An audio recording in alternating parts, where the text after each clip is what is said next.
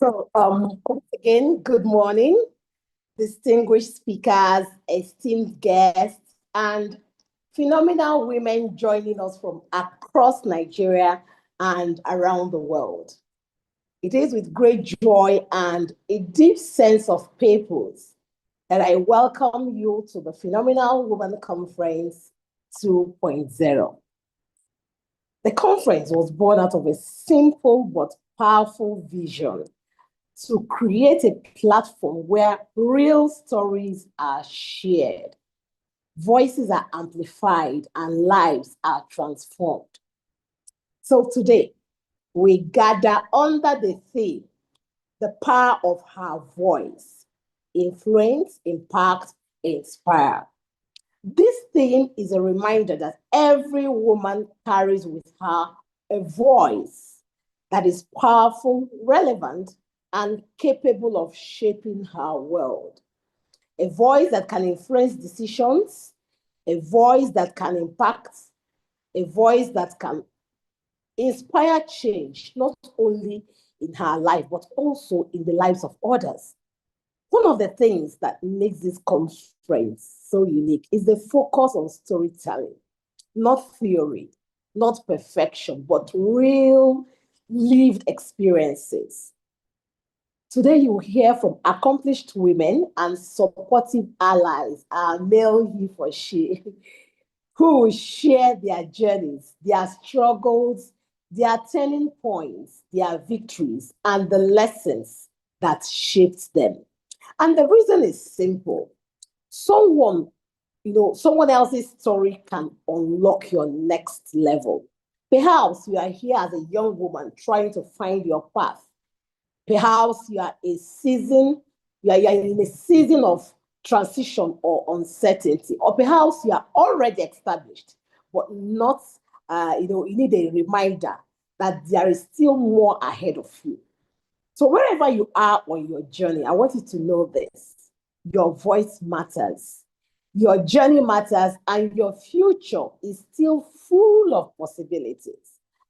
I encourage you to listen with an open heart, take notes, ask questions, and most importantly, believe that what is possible for one woman is possible for you too.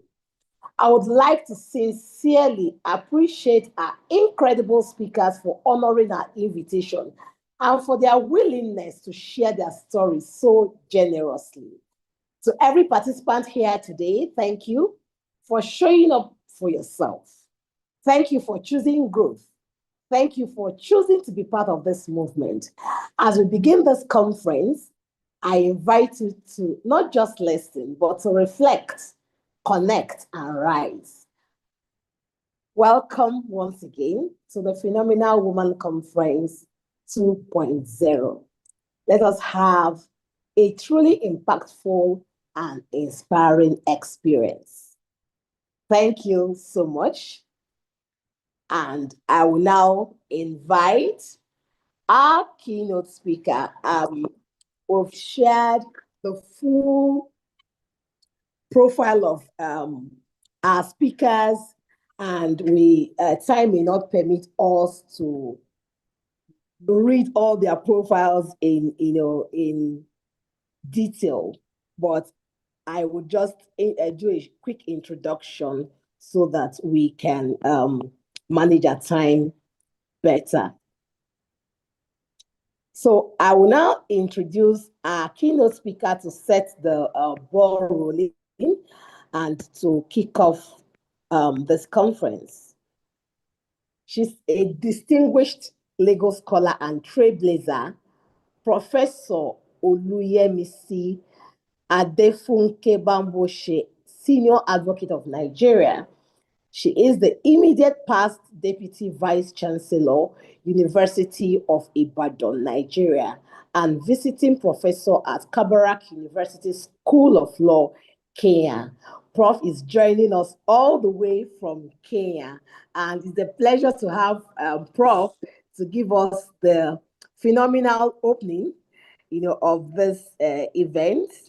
I've been privileged to work with Prof in various circles, under the MBA Women Forum, and the Prof is nothing more than nothing less than phenomenal. So let's, with a warm welcome, let us bring on stage Professor Oluyemisi Bamboshe, Senior Advocate of Nigeria.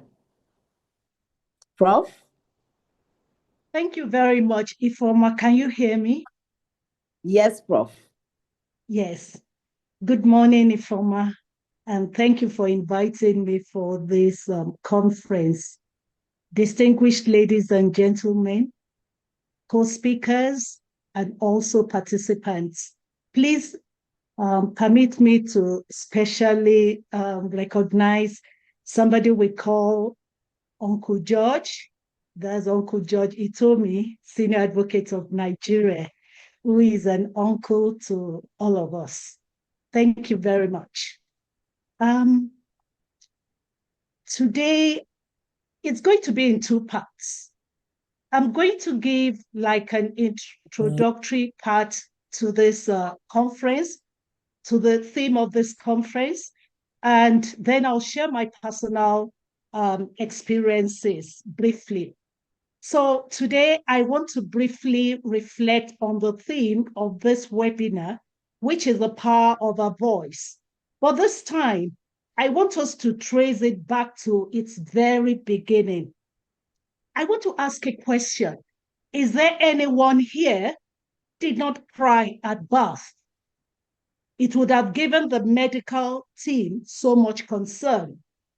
The very first expression of human life is not a word, it is a cry.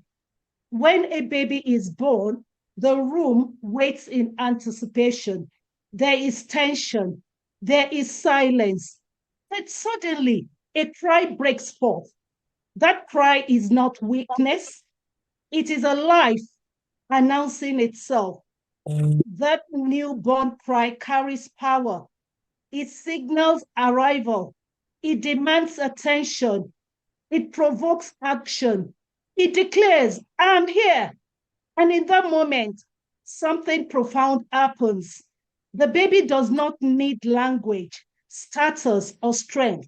The cry alone is enough to move everyone in the room. And that is where the story of her voice begins. Before she learns words, before she learns confidence, before she understands her identity, she cries. And that cry is powerful.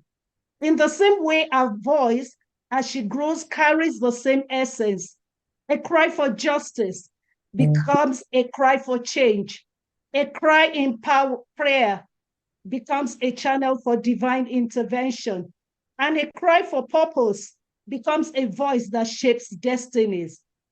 Just like the newborn cry, our voice was never meant to be ignored.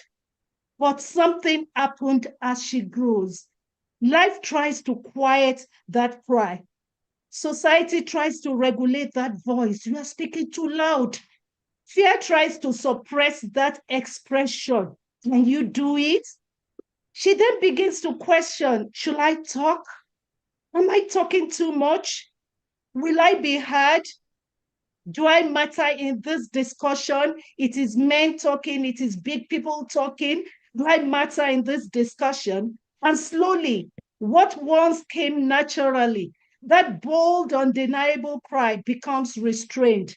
But today, I want you to know and assure yourself the same power that was in you during your first cry is still in your voice today. As a newborn, you did not ask for permission to cry, did you? You did not apologize when you cried, did you? You did not hold back the tear or the cry, did you? You expressed life boldly, freely, and unapologetically. Hold back now. We must bear in mind that just as that cry then brought attention, your voice can now bring transformation. Just as that cry activated response, your voice can activate change. And just as that cry proved you were alive, your voice must prove you have a purpose. Let me tell you an undeniable fact. Your voice and influence, they're one. Your voice is not just a sound. Your voice is action. Your voice is influence. Your voice is transformation. And please take note that when you speak with clarity, with courage and purpose, you must listen. And when they listen, there must be a change. Don't underestimate the power in your voice. Your influence flows naturally from your voice. It need not be loud, but it is always deep. It moves through your action, your choice, and your character, shaping lives, molding hearts, and leaving legacies. So let that your voice rise again, not timid but strong, not hidden but visible and clear. Let your voice be heard in love in the home, inspiring for impact in the community, with reverence and faith in prayer, and with confidence and authority in leadership position. As women, let us remember that our voices are not meant to be silent. Just as the world responded to our very first cry at birth, a cry that signaled life, purpose, and presence, so should the world respond to the power, insight, and vision we bring today. Our words, our ideas, our leaders, and our leadership roles are not optional. They are essential. Let's speak boldly, knowing that just like that first cry, your voice demanded attention, shaped change, and inspired action. There is power in your voice because from the very beginning, your voice carried life. Thank you for that short opening, just setting the tone for the conference about the theme. Now I'm going to share some personal experiences with you. And I'm going to start to share my personal experience towards building my career and overcoming challenges along the way. I would say that there are different types of challenges when you are talking about career. The challenge you are facing or the challenges you are facing may not be the one that I am facing. One of the challenges that I faced was one of choice. And I know that there will be some people here who might have had that challenge. When I finished my National Youth Service Corps, in those days, it's not like now when you apply, and for many years you don't get a job. There were jobs ready. And I applied to two institutions. I applied to the Ogun State Property and Investment Corporation, and I applied to the Ministry of Justice in Ogun State, in Abeokuta in Ogun State. Unfortunately or unfortunately for me, the letter of appointment arrived on the same day. It came the same day. And immediately I got the two letters. I was desperate. Which one should I pick? And then because my father, my late father was the secretary to the Ogun State government, they started Ogun State. I thought because he knew the two establishments, I should go to him.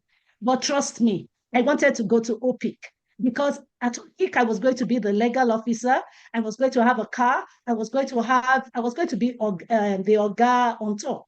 And I was going to have staff under me. But in the ministry, I was going to be a state council with no car, with nothing. So really, I really wanted the OPIC one. But when I went to my father, Dad, which one should I pick? My dad said something very profound. He said, oh, yeah, Missy, I will not always be here, but there's somebody that will always be there for you. And you turn to your God and asked. It pained me because I wanted him to just say, yeah, Missy, take this. But later on, I went to God and trust God. Which one did God tell me to take? He said I should go to Ministry of Justice. Oh, I wanted OP. That one with the car, that one with I wanted to be a guy on top. Said go to OP. I'll go to Ministry of Justice. And I was in the DPP section. I didn't know that God was challenging a path. I'm a professor of criminal law and criminology, so maybe you will understand what I'm saying. Then 7 years later, I got married. My husband was in Ibadan. I had to move from Ogun State to Ibadan. I again applied. I applied to Polytechnic Ibadan as the chief legal officer, and I applied to UI as an assistant lecturer. Trust me again, I wanted to be the chief legal officer of Polytechnic Ibadan, where I will have a car. I didn't want to lecture. But again, I didn't go to my father this time, but I prayed with my husband, and God said, go to UI. I have a purpose for you in UI, first pay and everything, no car, nothing. So I accept the car that I had. So I went to UI, and that was it. It's not that I went to UI. And let me tell you something that happened. A few weeks after I picked the one for UI, they created Osun State, and Poly said people from Osun should go to Osun, people from Oyo should stay in Oyo. I was from Ogun State. Where would I have been? So it was a challenge for me. The way I faced it is the way I told you. Another challenge I faced when I got to UI. My promotion was very rapid because I was focused. And then some people came together when I was to become professor. They said my progression was too fast for them. When did I come? When did I become professor? People that have been here have never been professor. But there's a process for you to be professor. And I was going on that process. So they gathered together and they said I wasn't going to be a professor. So I had to activate the machinery of putting myself up for professorship. That time, they said only one person in the history of the university had put up himself for professorship. It's in the rules. So I said, I will go. People advised me that don't do it. You are a woman. Don't do it. You will fail and people will look at you. But distinguished guest, what I did was that I went through the machinery with the support of my husband. And I did what I was supposed to do. I put all the papers together. And to the glory of God, it went to the highest, like the appeal in UI, and I got the promotion. In fact, it took about 5 years before they finished the process that should take 1 year, but it was backdated. And I got it in 2008, but it was backdated to the year I was supposed to get it, which was 2000. So that was another experience. Now, let me share those factors that I believe contributed to my success. I would say the most important one is the God factor, because as a Christian, I just believe in God. Then hard work and consistency. I ensured that I worked hard for any position that I held, and I did not do any shortcuts. I believed in myself, and I did not have any doubt about myself because I believed that I was doing what I was supposed to do. And whatever happened to be a stumbling block, I took it as a stepping stone. And another thing happened. I was a member of the governing council of the university for the first term. And then the second term, when I was going in, 17 or 15 other male professors were competing with the election with me. And people advised me, step down. You are the only lady there, step down. Well, I thought, why should I step down? I won't be sidelined. I did what I needed to do to compete, and I won by a landslide. And it was an election. And it gave everybody a statement. Perseverance, competence, and vision speaks louder than doubt or any expectation. Then I remained focused. Then perseverance, as I said, I never give up. I don't take no for an answer. And anything that is no, a target that I don't meet today, I will meet it tomorrow. One example is that I applied for SAN in 2017. Though I was shortlisted, I did not make it to the final list. I tried again in 2018. And that was when I became the first female professor of law in Nigeria to attain the rank. And that year, in 2018, the set of SANs, I was the only female with my name as number 26 out of 30 men. So there were 30 men. I was the only female. And then I became the first female professor. So never say no. A no today will be a yes tomorrow. Then you have to be disciplined. You'll set goals, But without discipline, you can't achieve those goals.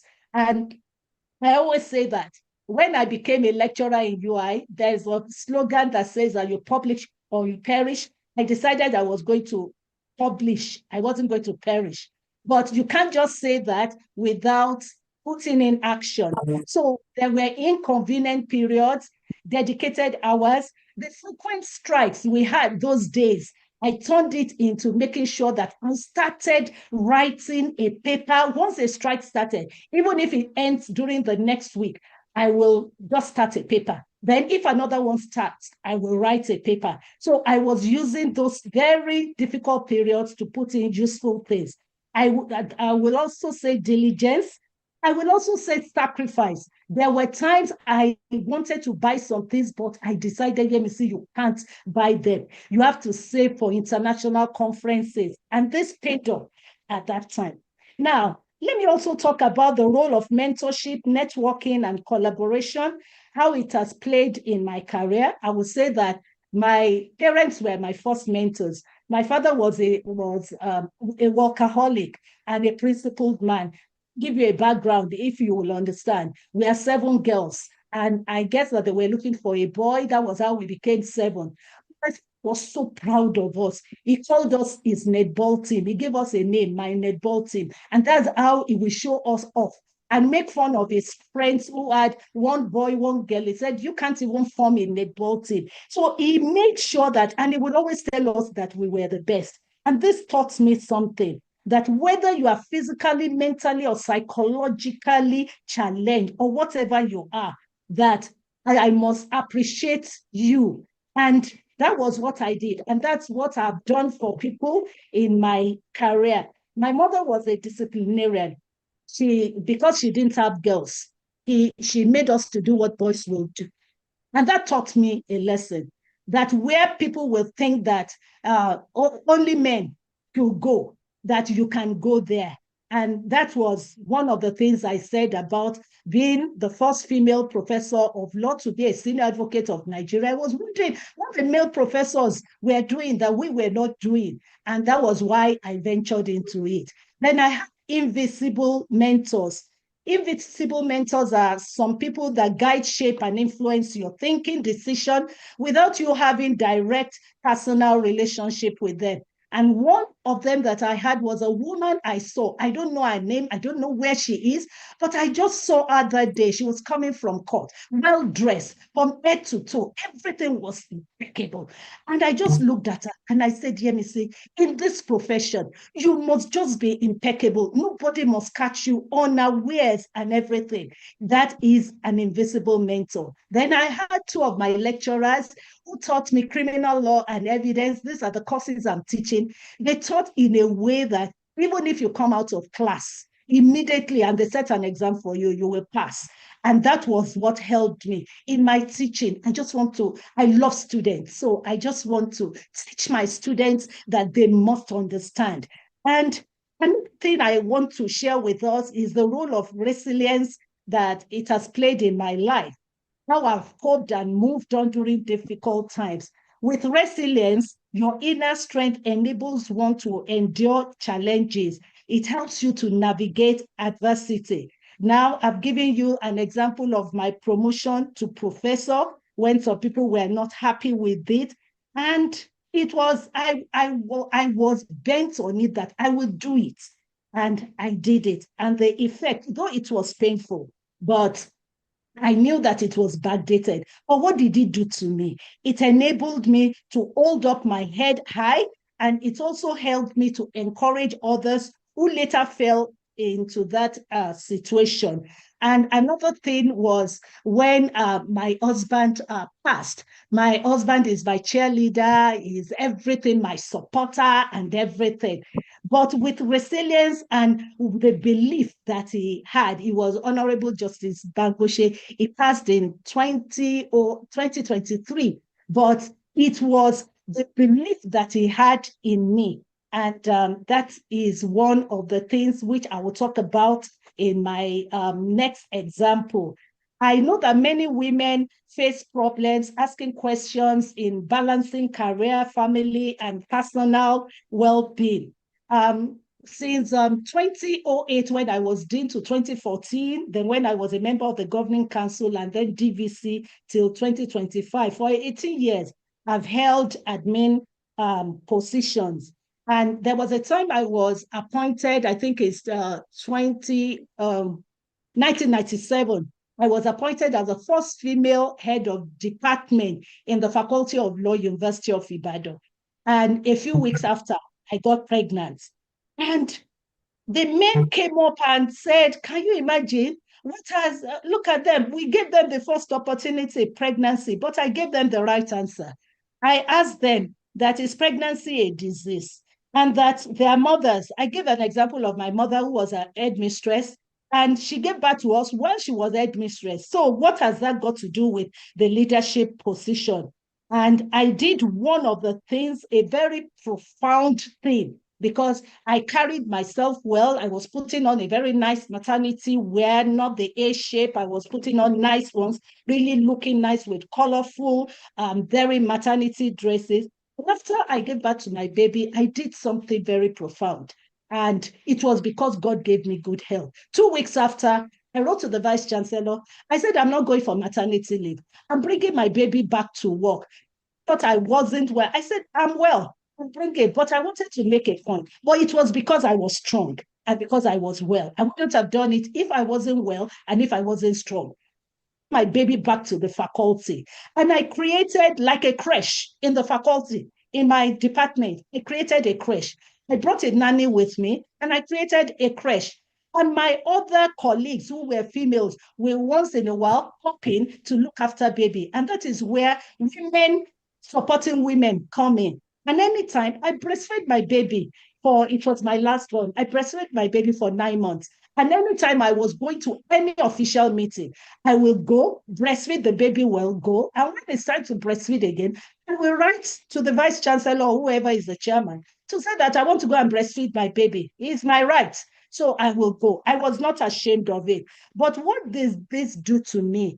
It was after, when students came, and postgraduate students or married students who had babies, and they told me that they were going to defer their admission. And I asked why. They said the baby. I said, is the baby disturbing you? They said, no, they just needed time. But I now told them, do you have a support system? Do you have your mommy? Do you have a nanny? Bring the baby. And there was a common room we were not using in the faculty. By that time, I was dean of law. And we turned it into like a creche.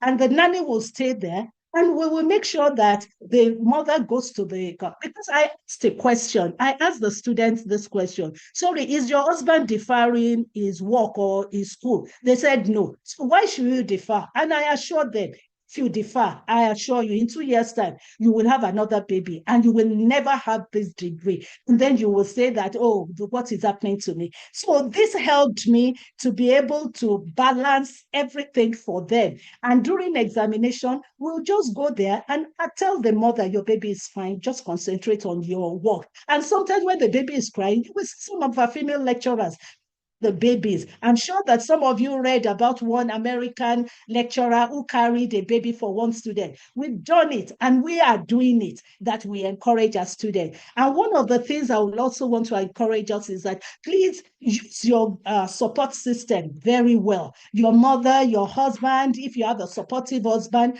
And I did. When I was going for my master's, I didn't want to go because I had a baby at hand. My husband said I should go and that he will take care of the baby with my mother. And the other time when I had to go on sabbatical twice to the US, I had 3 children by that time. And my husband decided that for that sabbatical, it will enhance your work. And it really did. And he said he was going to take care of the children. And he did and supported me fully. And one of the things that I will advise our ladies here, please, if you want to get married, please marry your friend and an encourager and not a competitor. And I will tell you that for 10 years, we were Mr. and Professor Bangoshe.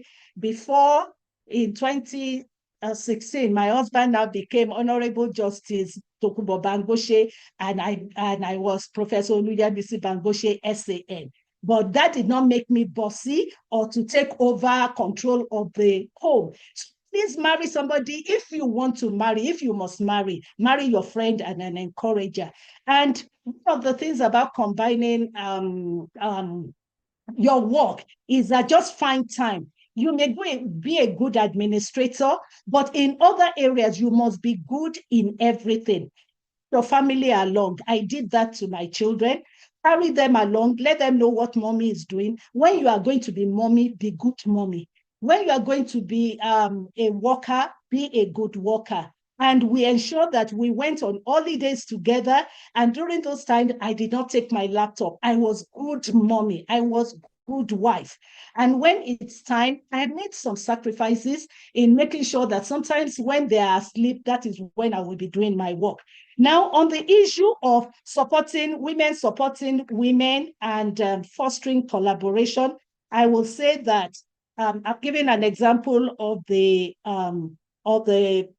postgraduate student and married student. And one day I even did a daring one. There was a student who had a premature baby. And I said, bring your baby. Does your baby cry? She said, no, the baby does not cry. So I said, bring your baby. We can bring the baby to class. You sit at the back of the class. Then you'll be breastfeeding the baby. Then you will cover yourself with a shawl at the back of the class and you will be writing. Because the things they say in class, your students may not be able to relate it with you. And as I round up, I will say that on women supporting women, it is very good that we support women. It is something that is strategic and transformative, and it benefits everybody. I could remember when I became dean, I knew that the Law Student Society, the vice president will always be a female, or the general secretary or welfare, but the president will always be a man. I called all the females in the faculty and I asked them, what is the problem? They gave reasons, but those reasons were not tenable. And I told them the reason why they should shine. And you won't believe it. The following year, when they were contesting, a female became the president, a male became the vice president. And 2 years after, that was what happened. So let us encourage other women because it amplifies opportunities. It helps in breaking isolation barrier. You are not alone in this. It helps to give diverse information, diverse perspective. You can do it this way, you can do it that way. Then it helps to cultivate mentorship and role models. I remember at one time, as I round up, I remember at one time when I was mentoring some of my colleagues in the faculty. And anytime I'm going for a conference, I will take them along and they will tell me, Auntie, we don't have money. And I would tell them that, come, there is a time for gold and everything. There was a time I make sacrifices and everything to go for conferences. Do the same. And there was a particular example. We wrote a paper together. We went to the US. We were in Texas together. We practiced together. And she thought that I was going to be the one to present the paper. But when we got there and they called her name, that the next presenters are this person and this person, immediately they called me. I got up and she was happy. She said, Auntie, yes, good. I got to the podium and I said that my co-presenter will be presenting. She was shocked and I went to sit down. Her legs wobbled, but by the time she got to the podium, come and see her, firebrand. And today she's a professor, she's a firebrand, she's mentoring other people. And finally, the advice I want to give to women aspiring to break barriers and achieve their goals, I want you to say that you should own your voice. Be clear about your vision. Your voice is power. Be clear about your vision so that when anybody comes to contradict what you are saying, you will be focused despite distraction, criticisms, or setback.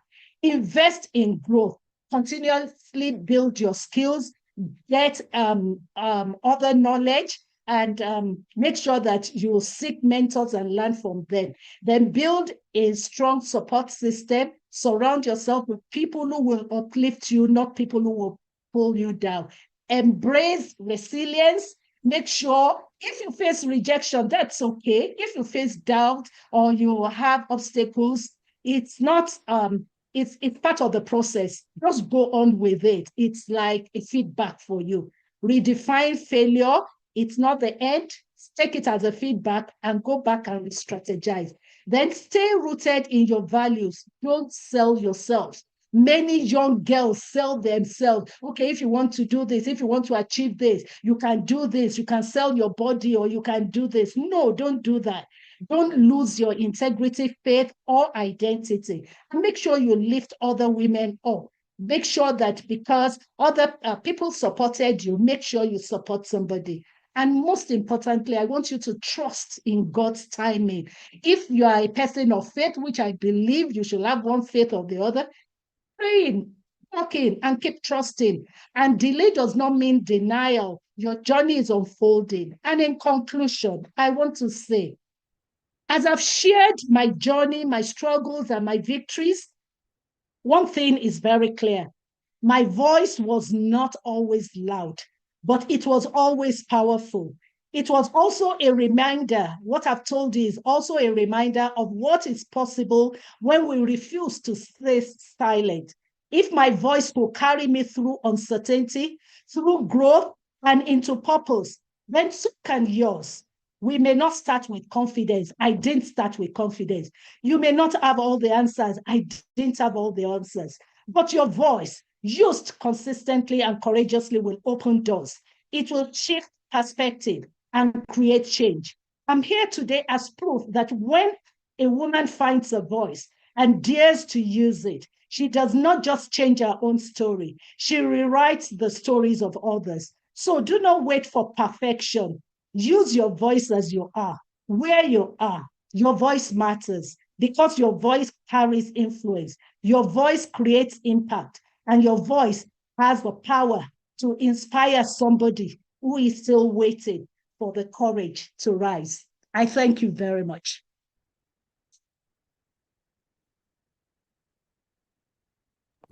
Wow, that was so phenomenal. Please, let's encourage Prof in the chat box.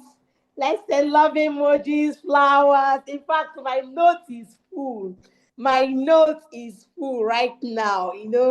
My note is full. Let's encourage Prof. That was awesome.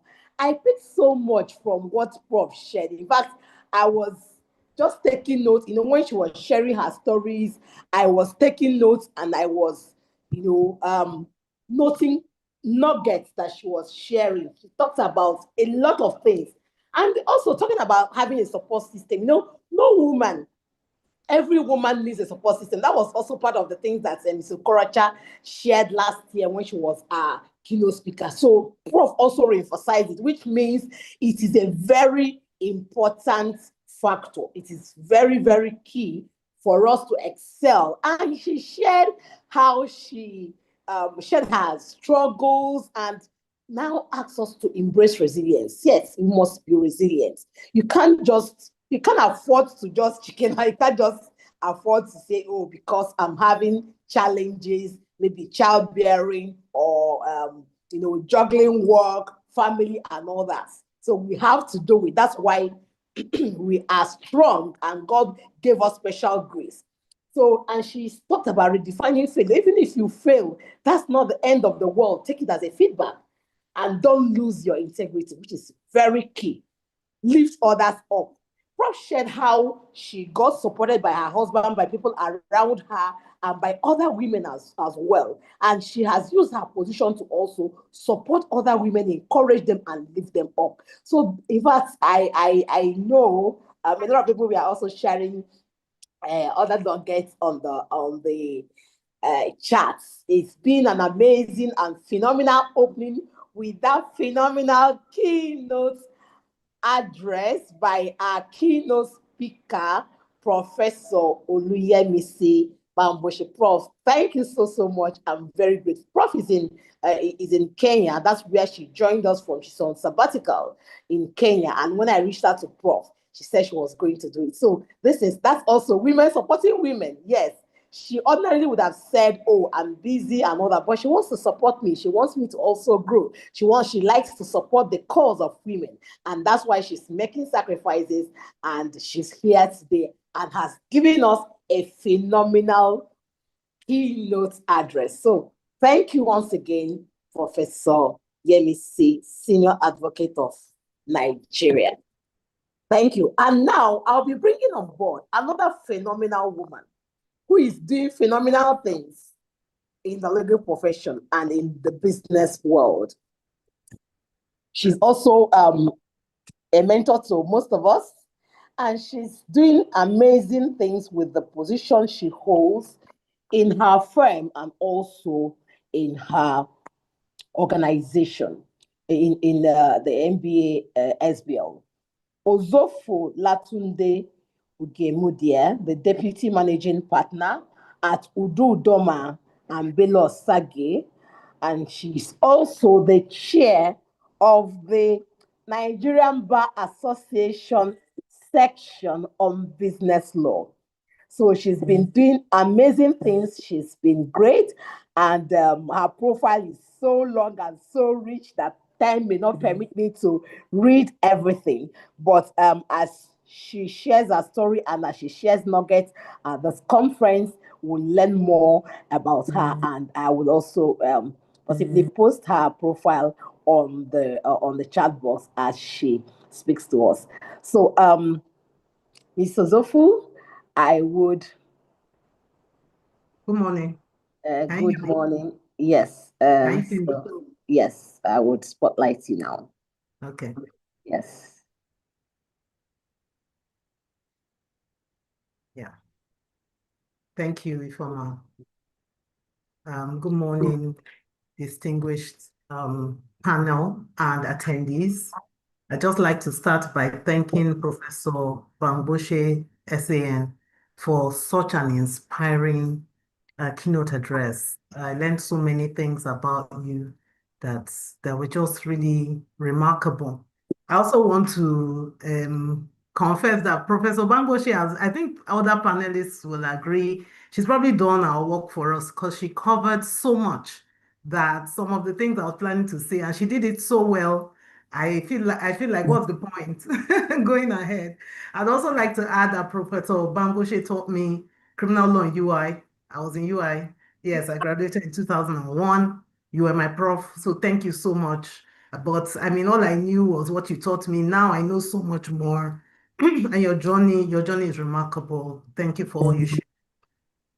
I know I have maybe 10 minutes.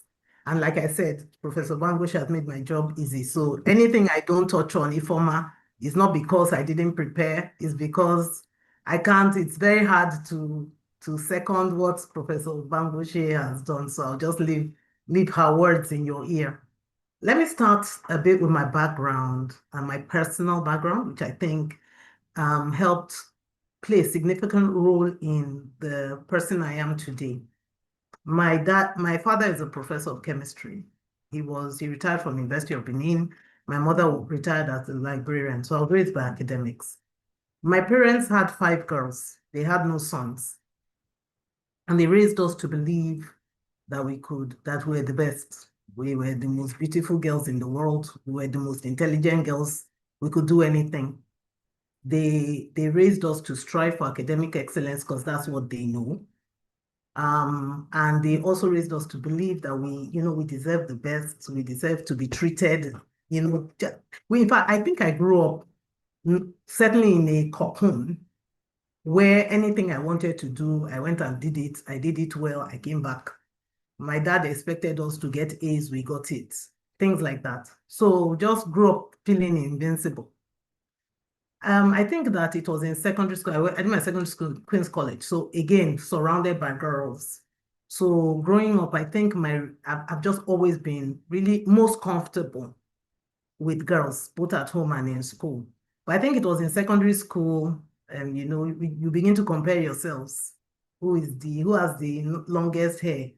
Who has the smoothest skin while the rest are battling pimples? Who has the slimmest figure 8?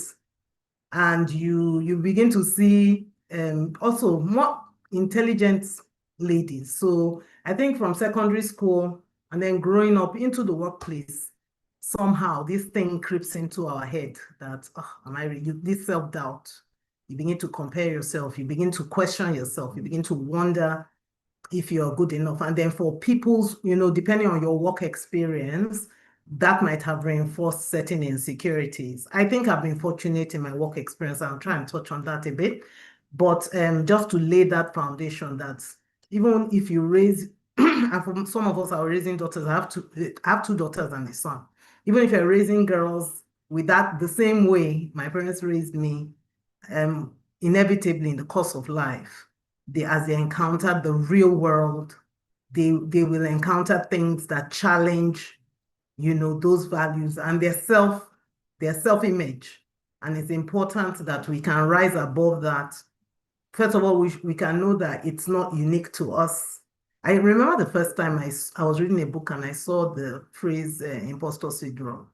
And I was so amazed because I honestly felt I was the only one that ever felt that way. I didn't know that women in America, in Asia, in Africa, women everywhere struggle with imposter syndrome. And do I really deserve this position I've been offered? Did I really earn it? Was I giving it just because all those, can I do it? All those things come up. So with that, I'll just hope to touch on as many points as I can. Ifeoma, feel free to let me know when I'm running out of time. I think that for us as women, I mean, this applies to everybody. For us as women, let's focus on building excellence in what we do. You can't be a master of everything, but you can be a master of the things that you hold yourself out to be a master of. So I'm a commercial lawyer, and my specialization is in mergers and acquisitions and private equity. That's what I do best. It's what I can do in my sleep. It's what I've done the most. There are other things I do. I'm probably not as good as them as those things, but I know where my strength is. So I think as female lawyers and generally as females in the workplace, let's focus on mastering your craft. When I was preparing for this, I saw this statement: focus on mastering your craft before you seek recognition.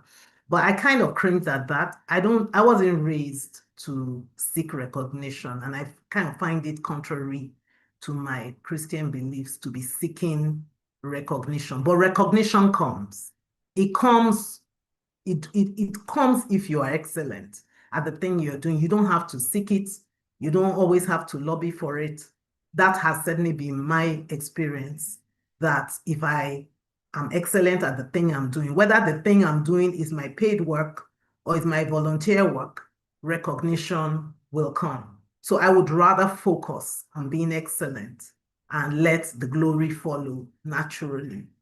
Also, another tip I live by is to never think you've arrived. Don't ever think you are the est. I heard that as well growing up, EST. Don't think you are the best, you are the smartest, don't think there's nobody that can do it better than you, because inevitably there is. Always try to be ER, better, smarter at it, more informed. Just keep pushing yourself. So you are your own, you're your own challenge. It doesn't matter what another lady is doing, what's your path and your journey. And at every time when you take stock, how can I be better at this? How can I be more knowledgeable about this? How can I improve myself? I like that Professor Bamboshe touched on inner strength. I think that is indispensable as women, especially women in the legal profession. Law is tough. It takes a lot, to succeed. So you have to have inner strength. I call it grit. Don't give up because someone called your work rubbish. Don't give up because the hours are long and the work days flow into weekends and there's no difference. There have been so many times. There was one time I traveled with my family. I think we went to Dubai. And I had this transaction that just will not let up. I think there were 2 days we were in the hotel from morning to night. And I had young kids. Because we couldn't go out because mommy was on calls and calls and calls. But I think any woman that has made a mark for herself professionally has those stories of the sacrifices you had to make, of times when you felt you weren't, hitting the mark, you weren't doing well enough. And the only reason those women tell their stories today is because they didn't give up. Listening to Professor Bangboche, I actually thought, I've not even faced any challenge. What have I done? What have I faced? But I completely understand. I can imagine what she went through. Leadership is service. That's how I see it. I don't think it is about status. Oh, I'm the chair of the SBL and I'm the deputy managing partner of a big law firm. I don't think it's about that. I think what gets you there is the service you've provided, and that is what will sustain you there and how you make a name for yourself. Sometimes I get asked, oh, are you enjoying being the chair of the SBL? And I always struggled with that question because it suggested to me that there was some personal gain I was supposed to be getting from it.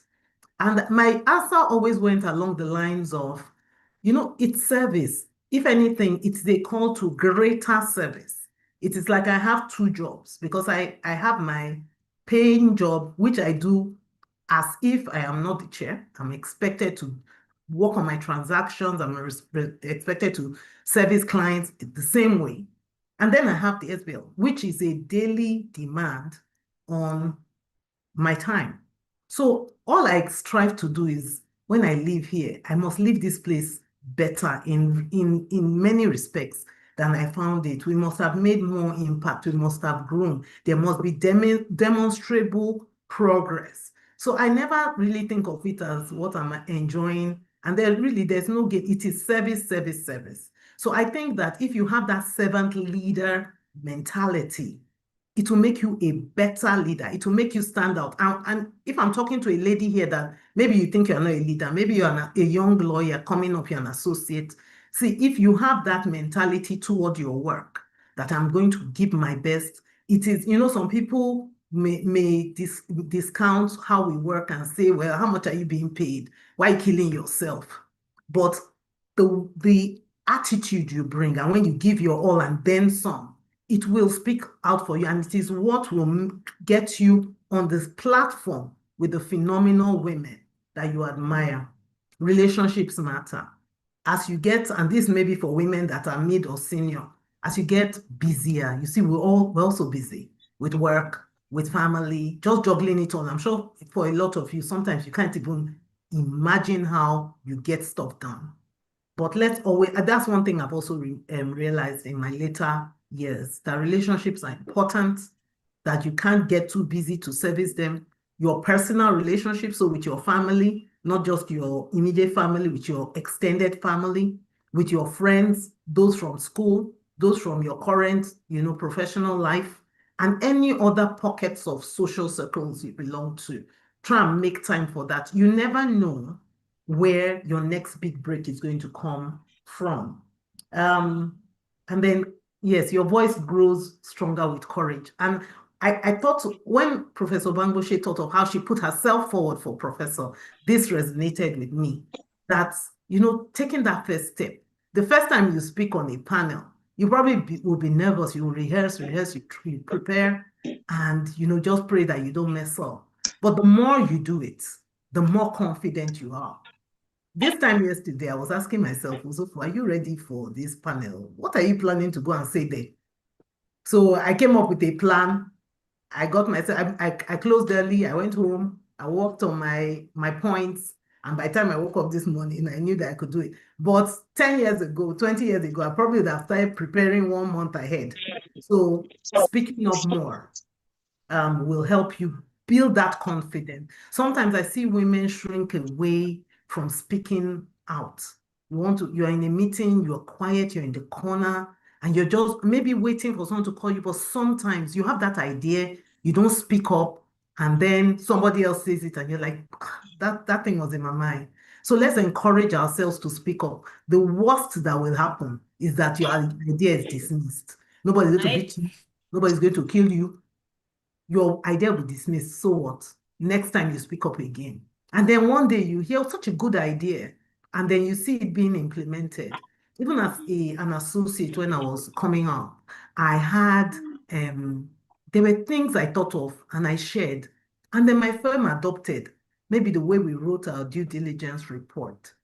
There was one time we had an issue with our billing. It was like we're so invested in the work that we were not even chasing our money. So we had so much money outside, clients were not paying us. And then I came up with this idea of doing a quarterly like billing run.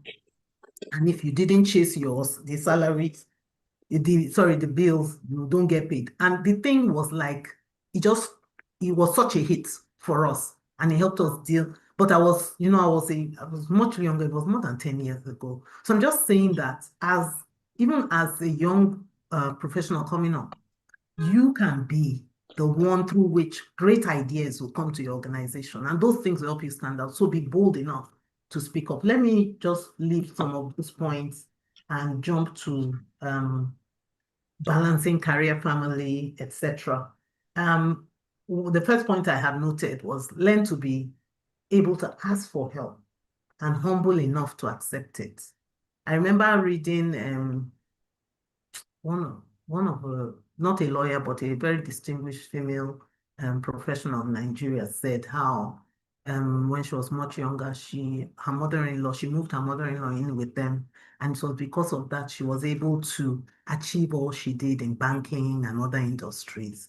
And I thought of that because many of us, maybe you feel, I've had these children, I must be able to take care of them by myself. How can I, be calling family members? But see, if it means you live somewhere that's close enough to a parent or a sibling or an in-law to help you, then that's what you do. When my kids were much younger, I lived in Magodo, and my sister lived in the same estate. And I cannot count how many times I relied on her when my nanny didn't come back from Christmas, when my driver decided to vex and go, So we need that. You need to set boundaries. I remember this was before COVID, that I would go in the morning, come back at night. I didn't really see my kids. So I decided to change things. And because I was living in Magodo, working on the island, I decided that 6 o'clock will not meet me in my office. I must be on the road heading home so that I can get home at a time that I'll still have an hour or two before bedtime. Now, see, when I started that, yes, nobody really came out and said, why are you going? But there were some supervisors I had that I know did not like it or did not speak up, but would make faces and pass comments. But after some time, it became known that if you are looking for Ozofu or you need to see her physically, you better call her before 6, because by 6, she's gone. And that was just how I dealt with that thing. So that point is the point I was going to make on advocate for change. Wherever you are, whether you are young, you are middle, you are senior, be an advocate for change. I am one of the strongest advocates for hybrid working because it has saved me both emotionally from the stress of going to the office every day, coming back in the night, and the guilt of I'm not there for my kids. That has helped me. And it is, even though we have it at work, it is something that I know is constantly under threat. So women, you need to advocate for it. Today, this morning, I was looking at an IBA women report that surveyed women across every jurisdiction that the IBA has members. And the most important factor that women recognize as essential to continuing in the profession, having balance, wholesomeness, was flexibility with work time. So I'm going to end on that because I'm out of time. But be an advocate. The first time I mentioned it, I was told never, over my dead body, never. I was asking for 1 day a month. And within a month, we were in COVID lockdown. And by the time we came back, we had 2 days a week working from home. And recently, someone challenged me, give me all my positions. Why am I still working from home? And I just thought, is there shame in working from home? Am I not effective? Am I not meeting my target? So a part of me felt, maybe you should comply. But no, I think I got to the places I am because I refused to toe the line in everything. In some things, you toe the line, but in others, be an advocate for change. Thank you so much. Thank you. Thank you, Mrs. Ozofu. I know you have a lot to share. I've been giving, yes, thank you. She has told us a lot.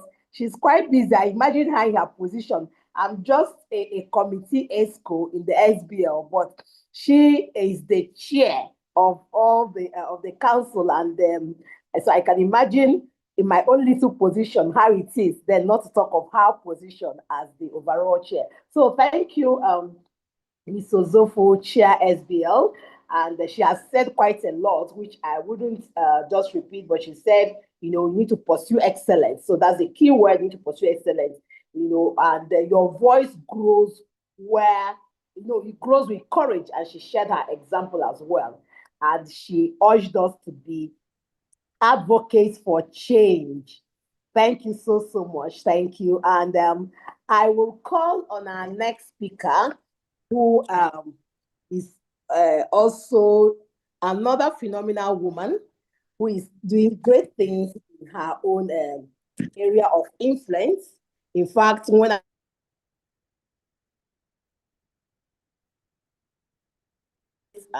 out of the country trying to also be phenomenal and make impact. So, but she also has agreed, despite her very tight schedule, to be with us in this phenomenal woman conference. So I would be introducing her shortly. Like I said, most of our speakers have very, very long profiles that I wouldn't just read, but I think what I would just be doing is be posting them here. So we have Jennifer Odofuwa.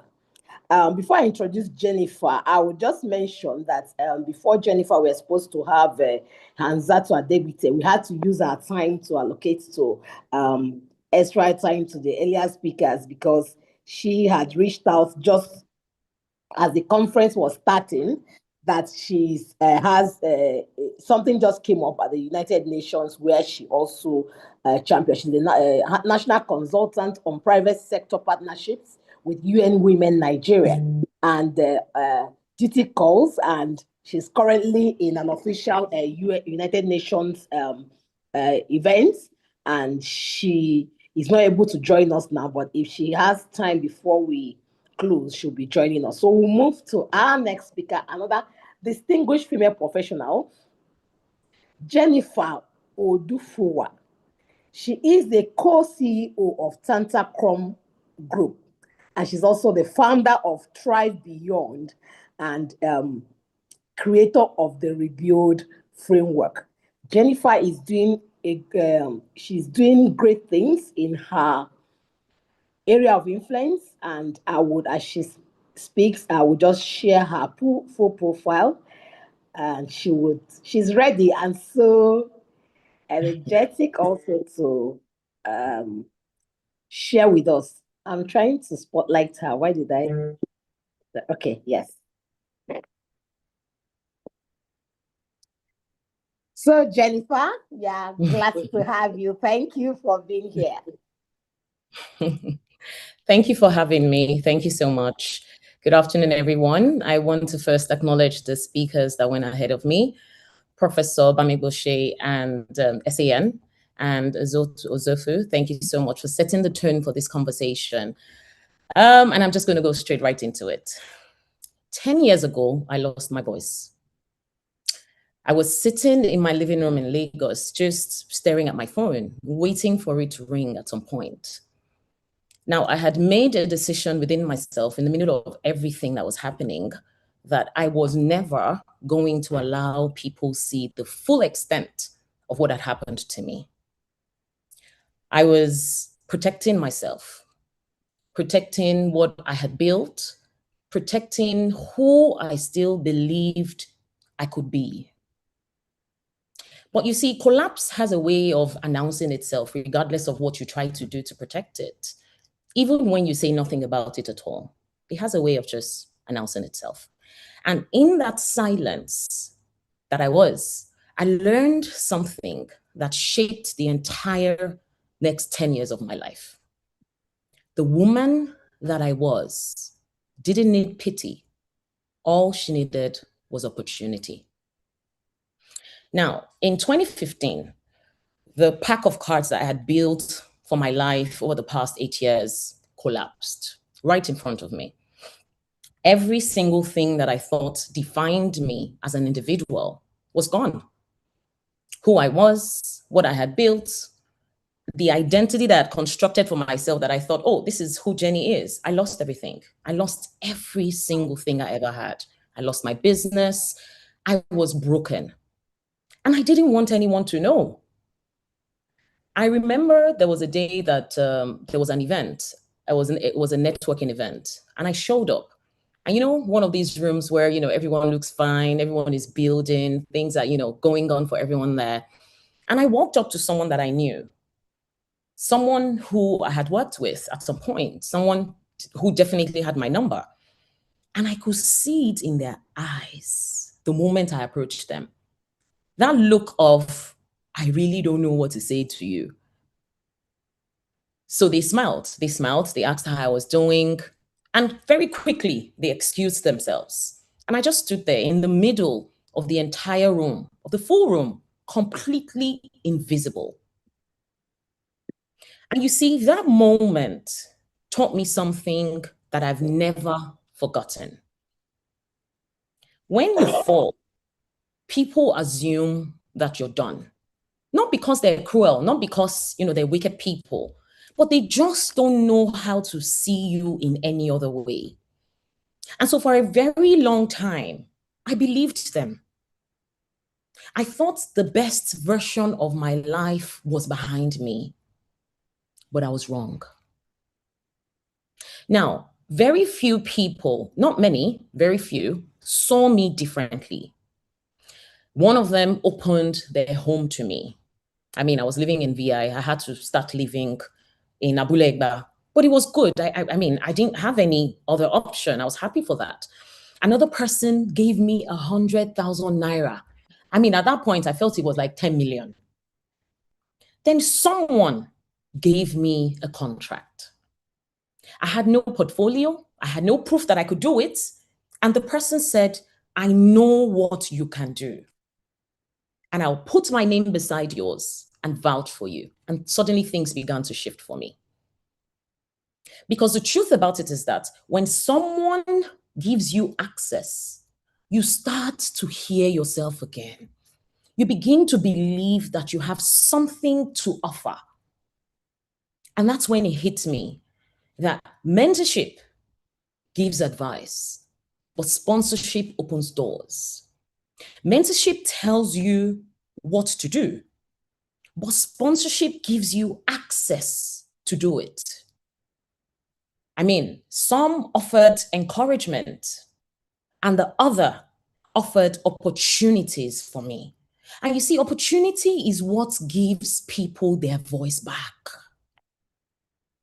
So in about 6 months after all of this happened, I started moving again.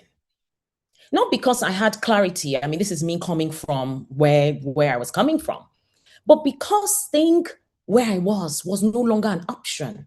So of course, I got with my friend. We'd been friends for like about 8 years. She understood everything that I had gone through. And we were like, okay, you know what? Let's build something. Let's build something together, something new, something different. And so we registered a company. I mean, we had to start from scratch. And that company was Tantacom. We had no office. We had no funding. We had nothing. Just two women figuring it out and saying, I want to just be better and I want to make an impact. And then I want to say something very quickly about partnership, because I think a lot of people they underestimate it. My co-founder and I are not the same people. She has strengths that I don't have. I have strengths that she doesn't have. And in the beginning, that was like the only thing that kept us moving. Because there were days where I would be like, I'm done. I'm tired. I can't do this anymore. But she wasn't. And on days where she was struggling, I found a way to carry it. And I believe that that's what real partnership looks like. Not two people agreeing on everything, but basically two people refusing to stop at the same time. So in that process, I also had to look at myself honestly. The patterns that got me where I was. the decisions that I kept making, the things that I needed to stop doing. How did I get here? Because I had to face what got me there.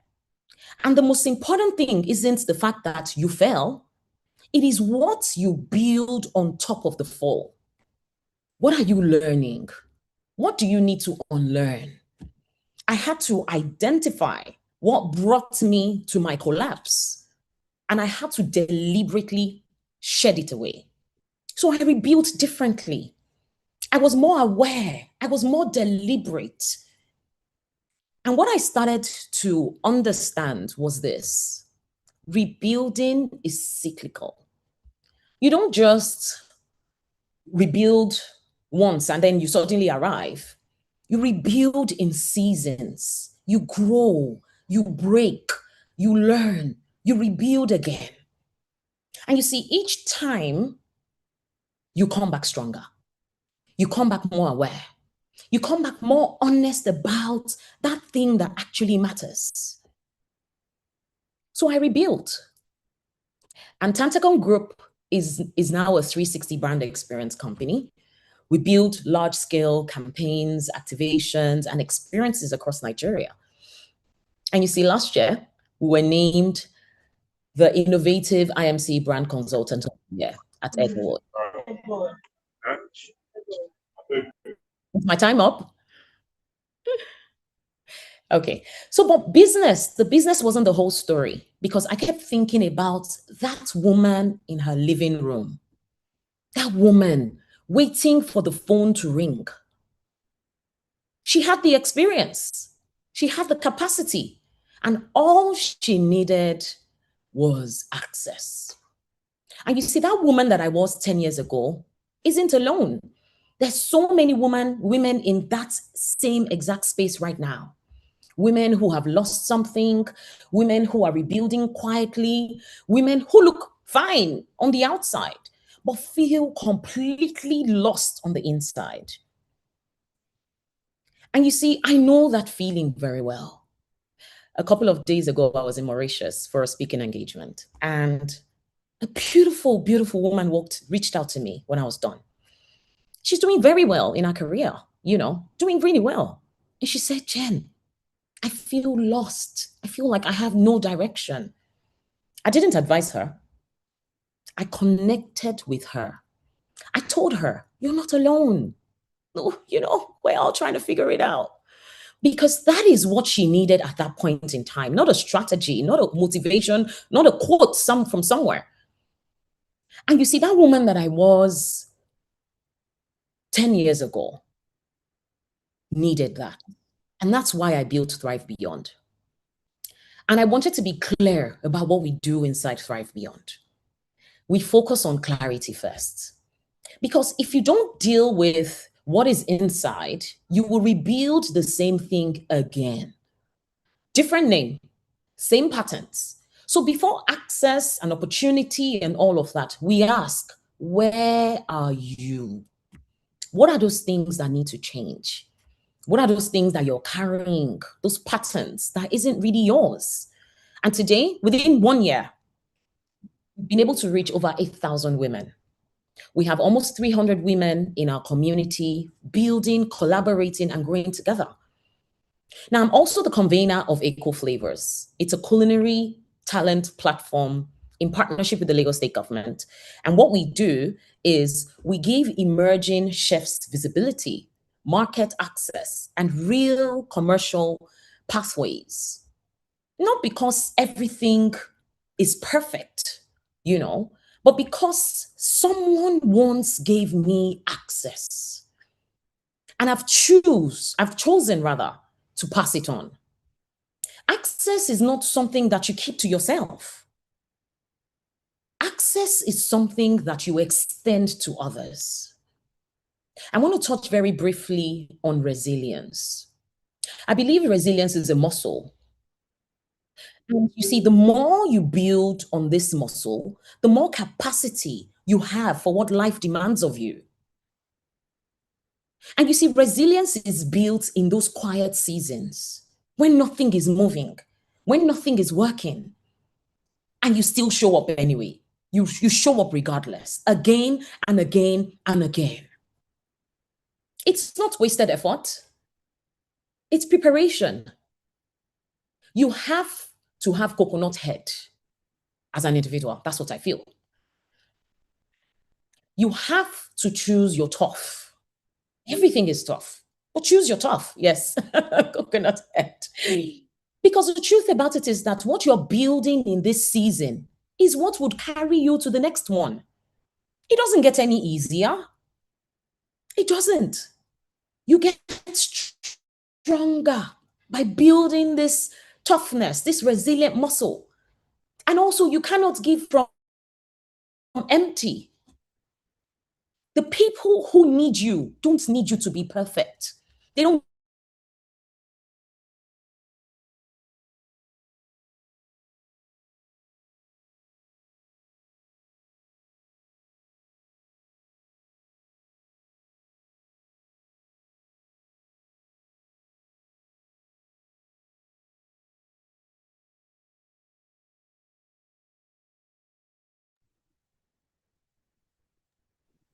Jenny, are you still there?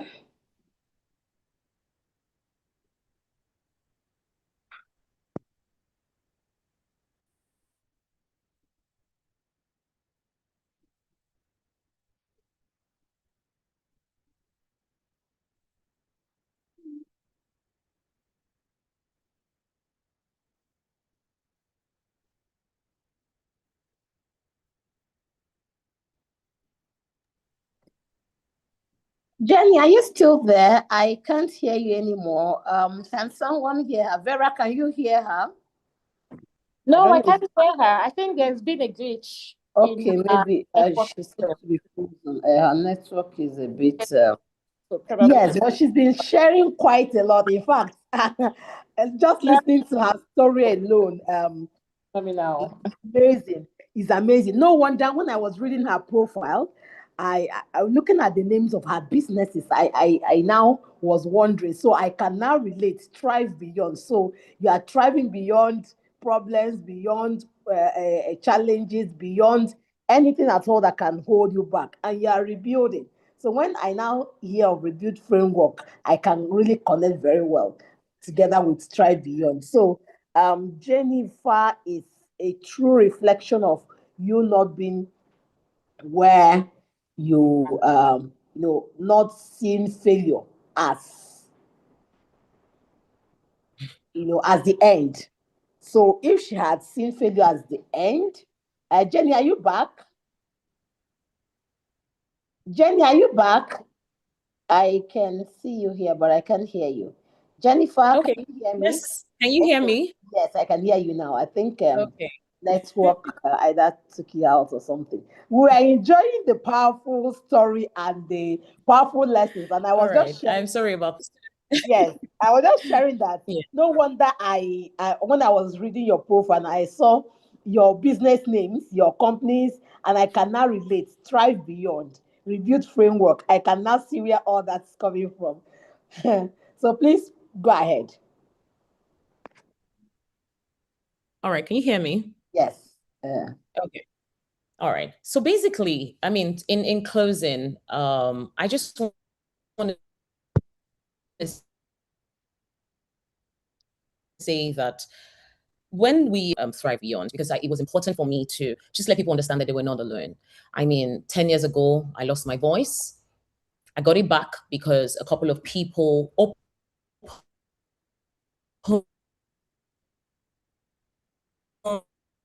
opened doors for me. They vouched for spent the last 10 years doing is becoming that person for somebody else. All right. And over the past 1 year, that's what I have been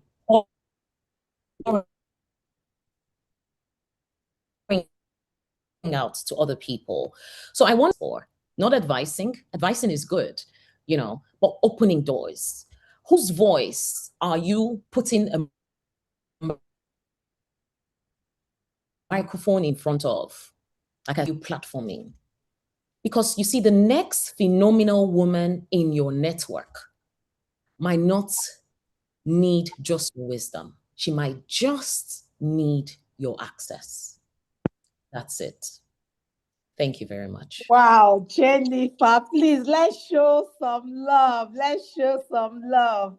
The chat, it's been phenomenal lessons all the way. Phenomenal lessons all the way. In fact, at some point, I just stopped writing and I now concentrated to listen because the lessons were so powerful. Jennifer, thank you so much for not seeing failure as the end, for seeing, for thriving beyond your challenges, thriving beyond your difficulties, thriving beyond, the things that would have set you back. So thank you once again. And I believe everybody resonated with Jennifer's story. Thank you once again. The network didn't want us to listen to that powerful story, but thank you. So running very quickly, I'll introduce our next speaker, who is another phenomenal woman. And don't miss it, we also have phenomenal men in the house. After this speaker, we are going to be having another phenomenal person, a man in this time, a female ally, supporter of women, and encourager of women's talents. So just stay. I see we are almost in full capacity in our Zoom here.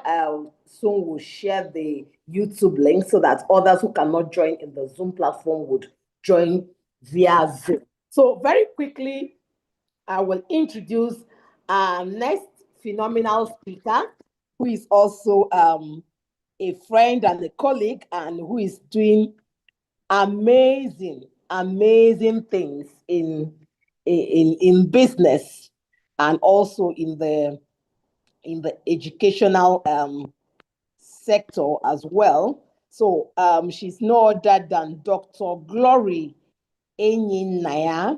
So Dr. Glory Enyinnaya is the founder of Cleos Advisory Africa, and she's a leading voice in institutional entrepreneurship. I will share just an excerpt, a part of her profile briefly as she speaks. So let's welcome Dr. Glory Enyinnaya. All right, thank you so much for the warm welcome, Ifeoma. Hello, everyone. It's a pleasure to be here. Okay, all right, thank you so much. So because I'm a teacher, I'm quite aware of pedagogical styles. Not everybody likes to listen for a long time. So like listening for 15 minutes. Someone like me, I prefer reading, so some people are visual learners. So they learn when they see, other people learn when they hear. So to cater to both types of learners, I would like to crave your indulgence. Is it okay if I supplement my talk with slides so that people that are visual can just see the points and take away the information? Yes, please. That's okay. All right, thank you so much for being gracious. All right, so let me know when you can see my slides. Yes, we can see it. Fabulous. Okay, so the theme So of my maybe you can just do slideshow. Yes. the theme of my talk is unapologetically her, or in other words, women as change agents in the 21st century. So Ifeoma has already introduced me. I wear quite a number of hats. In addition to being an entrepreneur and consultant, I'm also a director at Lagos Business School and Pan Atlantic University. So, yes, okay, don't worry. I'm going to take you through my profile in my talk, so there's no need for that. So I like to see myself as someone that is passionate about change.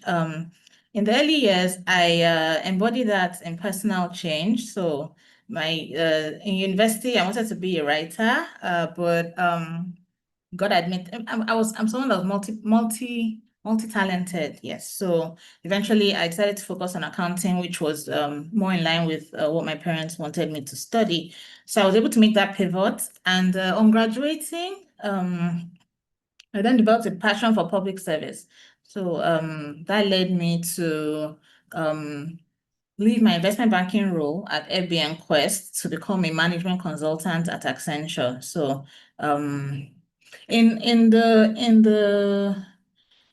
the bid to make that change, I also did a lot of personal reflection and also had a personal religious conversion as well. So my early years, you could say I went through a lot of transformation and metamorphosis in my personal life.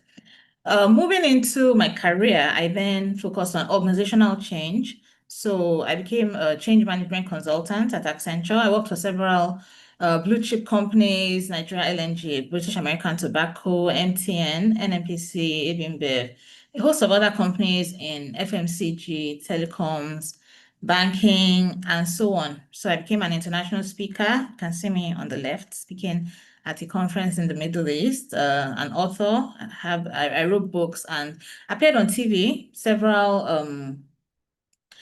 times to talk about, my passion for changing organizations. This culminated in a landmark project I led with Ernst & Young for the World Bank, implementing change in 26 northern states, automating the procurement process, so I became an expert in technology change, how to use change processes to make organizations thrive. When I went back to school for my MBA at Lagos Business School, I then realized, okay, beyond changing organizations, how about changing society? I began to see that entrepreneurship is a means to, alleviate poverty and develop the country. And so I developed, I created Cleo's Advisory, which is a management consulting firm that is focused on entrepreneurial ecosystems. I also went back to school for a doctorate on entrepreneurs as change agents, otherwise known as institutional entrepreneurship. Okay, I can share the slides later. This is just a video of one of the, you can see, this is an interview I had with on TV talking about change implementation with the popular Ebuka Uchendu. Right. Okay, so just as the previous speaker, Ozofu, I think, said, I didn't seek recognition, but along the line, when you do the right thing, recognition tends to find you. So after my LBS MBA, during I was, nominated as a finalist for the world's the world's best MBA student award. There's like a global recognition of high performing MBAs. So I didn't win, unfortunately, but I got to the finals. I was represented Lagos Business School there and became like an advocate for women entrepreneurs, attending conferences, speaking around the world. I also got appointed to the Beta Gamma Sigma Board of Governors. Beta Gamma Sigma is an academic honor society for high-performing business school graduates. It's for like the top 1% of business school graduates globally, and I was privileged to be the first African appointed to that board. So, having spoken about my personal journey as a change agent and as an advocate for change, I now want to, turn it to us. I typically like interactive sessions. So if anyone wants to either type in the chat or raise your hand, I'm happy for you to go. So what is change? What would you say change is? Just one or two responses. If I can help moderate the chat, or if anyone is bold enough and wants to unmute, that's also fine. What is change?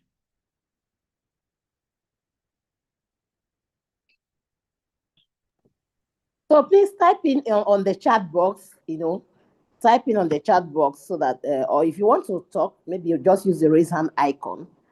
Our phenomenal speaker is a lecturer at the Yes, the phenomenal Lagos Business School. So she wants to use the classroom method. So yes, so feel free to interact. Okay. What does change mean to you? What does change mean to you? I don't. Okay. Yeah. Elizabeth Adams. Change is the moment when what used to be normal is no longer feels acceptable. I love it. I love it. So it's responding to the new normal. Rosemary said, change is chatting a different view or perspective to the usual path. Okay. Following, there's a quote I like. Two paths were ahead of me, and I followed the road less traveled, and it made all the difference. So I love that. Okay, Vera says, change is embracing a new phase of life. Thank you. Abigail, change is the process of becoming different. Excellent. Keep it coming, ladies. So I think you all have a very good, very strong conception of change. A few popular definitions: the process of transition, moving from your current state to your desired future state. The spiritual life, you also talk of conversion as the deepest form of change. Change sounds, idealistic and exciting, but it's also uncomfortable, demands sacrifice, uncertainty, and risk. One of my favorites, but it does bring progress and reward at the end of the day, so it's worth it in the end. One of my favorite quotes about change is Winston Churchill, who was former Prime Minister of Britain. He said, "To improve is to change. To be perfect is to change often." So you can imagine, if your goal is self-improvement, you need to be comfortable with change. If your goal is perfection, whether moral perfect, of course, perfection is very difficult to attain. So whether your goal is, personal perfection, intellectual perfection, economic, financial, career, you need to not just change, but make change a habit, change often. Gandhi said, "Be the change you want to see in the world." Steve Jobs said, "The people who are crazy enough to think they can change the world are those who do." So these are famous role models telling us how important change is in order to move the world forward. So now back to you again, back to the chat. If you could change one thing in Nigeria, what would it be? Anyone? If you could change one thing in Nigeria, what would it be? Okay, thank you. Elizabeth says educational system. Rita says leadership. Revolution. Please, I want I'm not advocating a coup. Anyway, thank God we're not in the military era, but thank you. Vera says the justice system. Okay. Changing the reforming justice. I like that. Rosemary says mentality is so important, so important. We need psychological, not psychological evaluations, but psychological change in this part of the world. Honestly, we do need to, reorient a lot of values we hold there. Culture of entitlement, very good. Opportunities for young. Hello, Chine. Opportunities for young people, the leadership system, corruption. You see, well, I'm so happy I'm speaking to legal luminaries. So you are the poster woman for, changing society. So I love the energy, appreciation of the roles of women. Very good. So everybody has one pet cause or the other, and the reality is, this is the 21st century. We have agency. Today's woman has agency beyond family and husband. Used to be, before, traditionally, all a woman could aspire to was being Mrs. Somebody and mother of somebody. But these days, women have so many options. You can have that and a career. You can have just that if that's what you want. You can have only a career. So you have options and you have influence. So my own passion has been empowering entrepreneurs to be change agents. I'm so happy a lot of the women on our call are either leading businesses or, running their own businesses. So I play that role as a lecturer, as a researcher, and as a consultant. So now let's look at some female role models that have gone a long way in making an impact or changing society. So if you know, when I put the woman on the screen, if you know her, please, you can type her name in the chat. Can see me beside her, tapping into some of the glory. So that is Professor Enase Okonedo. She's the first female vice chancellor of Pan Atlantic University. Prior to that, she was the dean of Lagos Business School.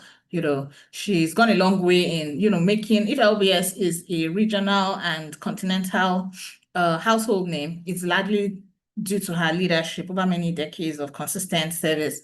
So she has definitely brought a lot of change in education. Social entrepreneurship. Do we know this lady? Do you know her? Her name is Ndidi Muneli. She's she's quite popular. She's founder of Leap Africa. She used to work at McKinsey. It's a prestigious consulting firm.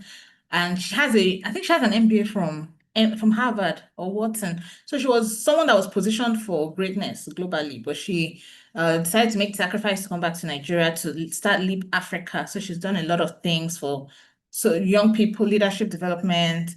She even has Sahel Capital. So yeah, she's a serial entrepreneur that is very inspiring. Then role models and leadership. Do you know who this woman is? Anyone? Do you know her? She's Professor Remi Onaiya. Sorry, my Yoruba is not so good.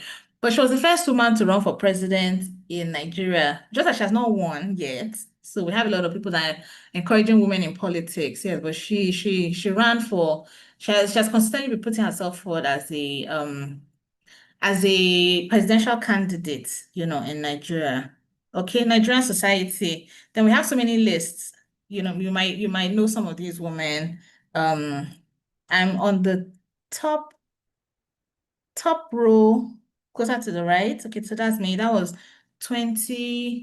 think a couple of years back, Why Naija, which is a popular Nigerian magazine run by my friend Chude Judonwo, profiled top 100 women in Africa or something. So I was privileged to be listed alongside, Chimamanda, a couple of other high-profile African women, international relations. So here, this lady she's the Greek ambassador to the United States, career diplomat, very inspiring, leading international relations. And then, of course, those of us that are women of faith know that this is, the mother of Jesus, Mary, who was, yes, she was a housewife. She did not start a company. She did not lead a movement. And yes, she's consistently rated as the most influential woman in history, which just tells us that, sometimes there's a saying, the hand that rocks the cradle rules the world. So even if all you leave the world is a well-raised child, you don't know the impact that that child can have in transforming society. So whatever you do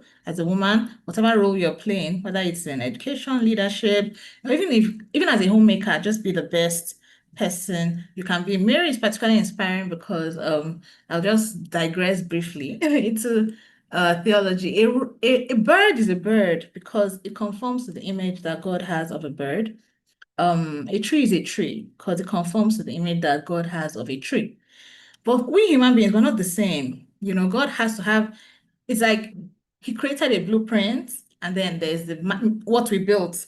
He has a plan, and then there's what we actually, it's like there's a score for the music, and then there's what we actually played. So for most of us, God has to have two pictures. Okay, I created this person to be this, but in actual fact, with his free will, is what this person did. So God has to juggle those two minds. But for Mary, she's one of the few people that God has just one picture. When God thinks of a woman, the virtues a woman should have, humility, obedience, submission, wisdom, prudence, fortitude, she embodies that for women. So she's one of my strongest role models. So turning it back to, where will you play in 20 years? Are you going to be a renowned professor like our keynote speaker? Are you going to be a partner in a top law firm like our second speaker? Are you going to be a legal entrepreneur like our convener? Are you going to be an academic? Are you even just going to be a fulfilled wife and mother? Whatever you want to do, you have to do it with excellence. Because we're running out of time, I will not be able to play this video, but I will share it with Ifeoma. Yeah. It's quite inspiring how you don't need a title, you just need a cause. Anybody can lead because anybody can serve. Okay, so finally, how do you lead change? If you want to lead change, some of the things you can do, find what breaks your heart and rebuild it. So I'm mentioning a couple of social initiatives that people have set up. So a religious body created a home for street women. So, women that, make a living by selling themselves. Many of those women, they're not there because they enjoy the work, but they literally have no other option. So some other charitable women with good intentions set up a rehabilitation center for them. Some other people have service projects. So as part of their leadership, they pick a problem in society and solve it. Some other women, write, and so on. So whatever, once you pick your cause or your thing, whatever you feel inspired, you feel called to solve, then you can build it using the 7 pillars of change. Time will not permit me. These 7 pillars were created during my doctoral study, and I published it in Harvard Business Review, and it's also the theme of my upcoming book. So I am going to share a link in the chat if you want a free chapter. The book is quite pricey. It's about $250 on Amazon, but out of corporate social responsibility, I'm making a chapter available freely. So the link is in the chat in case you want to download, this free chapter to get a sense of how to actually lead change, So one thing you have to know, it's not enough to try to change society, you also have to work on yourself. Someone asked Mother Teresa, everybody knows her, the Nobel Prize winner that helped the poor. Someone asked her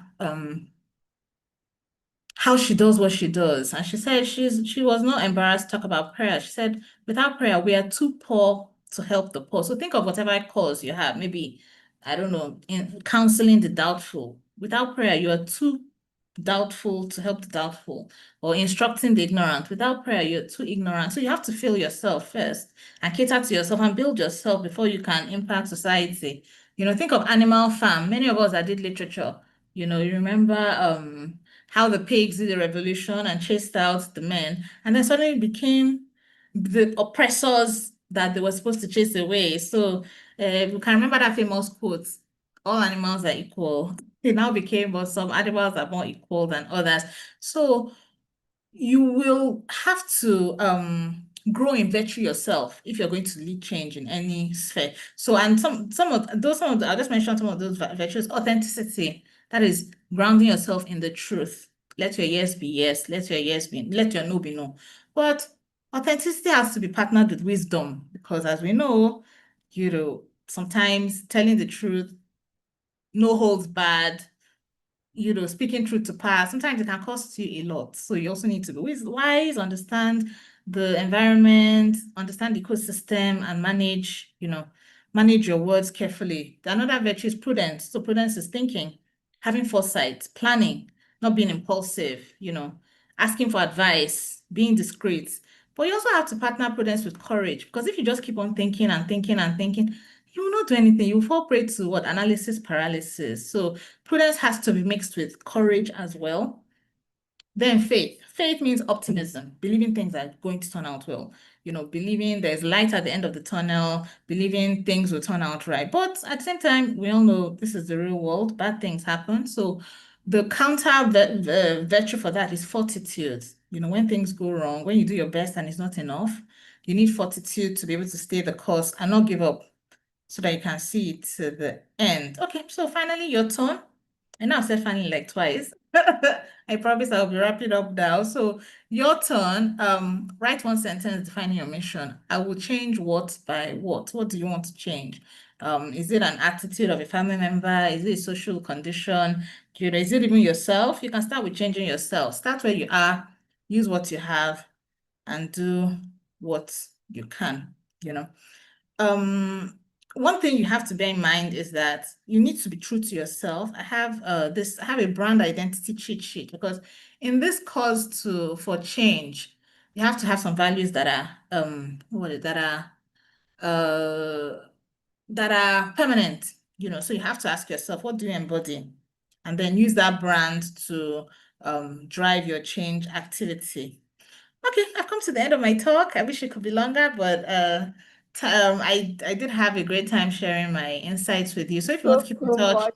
yes, that is my blog. You can sign up for my blog or my newsletter, my YouTube channel, and you can send me an email. Thank you so much for listening, and thank you, Fama, for the opportunity.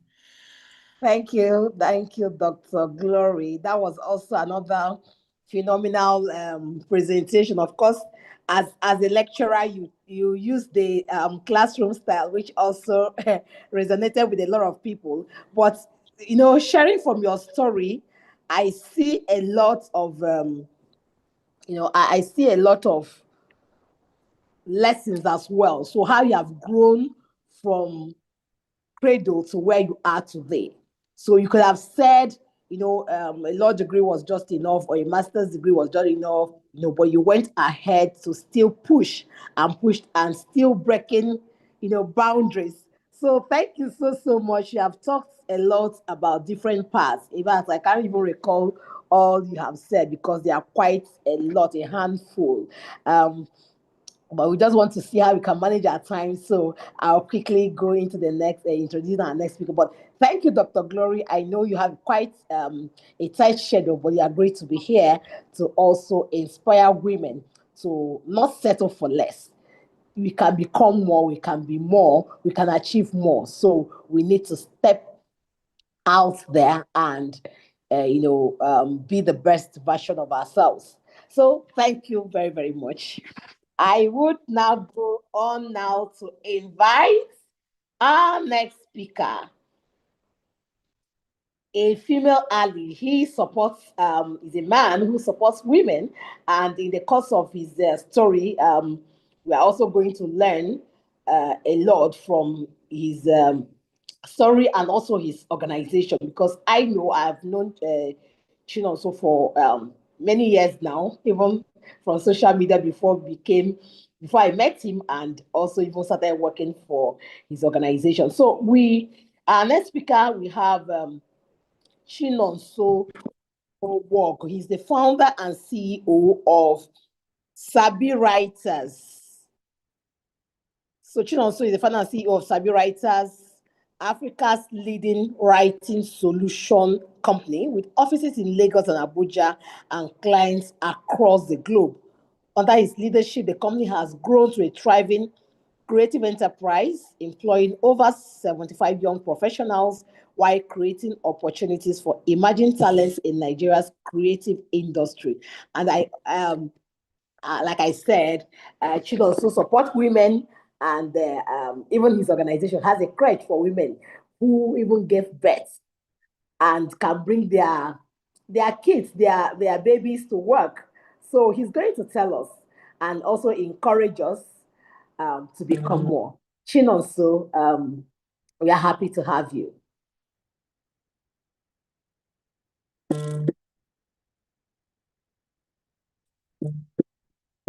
I'm looking for, I'm trying to see him on Spotlight.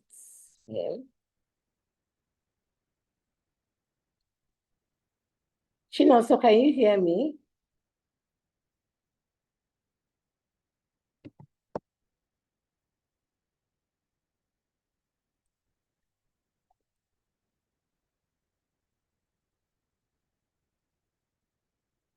I hope I can be heard. I've not seen. Let me see. I want to spotlight. Yes, we can hear you. We can hear you. Okay.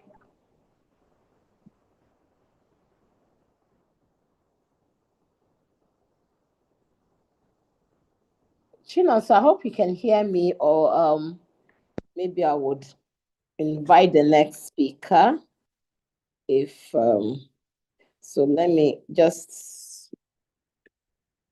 30 seconds. Let me.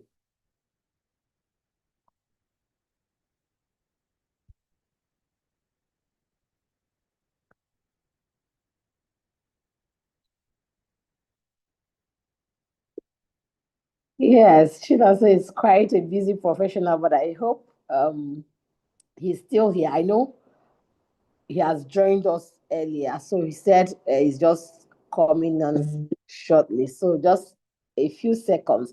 So far, we had a phenomenal opening with the keynote speaker, Professor Oluyemisi Bamboshe, Senior Advocate of Nigeria, who was is a former Deputy Vice Chancellor at the University of Ibadan, Nigeria, and currently on sabbatical at the School of Law in Kenya. So he joined us all the way from Kenya, and her lessons were also quite phenomenal. Then we went next to Ozofo Ogemudia, who is a deputy managing partner at a top law firm, Udo Doma and Bello Sage, and also she's the chair of the Nigerian Bar Association section on business law, one of the prominent sections in the Nigerian Bar Association, and she's doing great things, great work as chair of the section. And we went ahead to also hear from Jennifer Odufua, who just returned from where she also went to make impact abroad, and she shared with us how she thrived and how she was able to rebuild from nothing after she failed, after she lost her boss, lost her job, lost everything, and how she could rise from where she was to where she is now. And we also had Dr. Gloria in there, who is a lecturer at the famous Lagos Business School, and she has shared with us her journey, her academic journey, and her journey of impact in the educational sector, and also as a woman, and encouraging us that we can make it. I see quite phenomenal women and men here. I think I saw China Kimbade, the chair of MBA Lagos branch, the largest branch in Nigeria, or the largest bar. Nigeria is the largest bar in Africa, and Lagos is the largest branch in Nigeria. So, Madam Chair, you're welcome. If you're still here, maybe you can say a word or two. Our speaker, Chinonso, just joined again. He was here earlier on, so and he's back here now to share with us phenomenal lessons and also encourage us. So Chinonso, I've introduced you before. Chinonso Ogbuogu is a founder and CEO of Sabi Writers.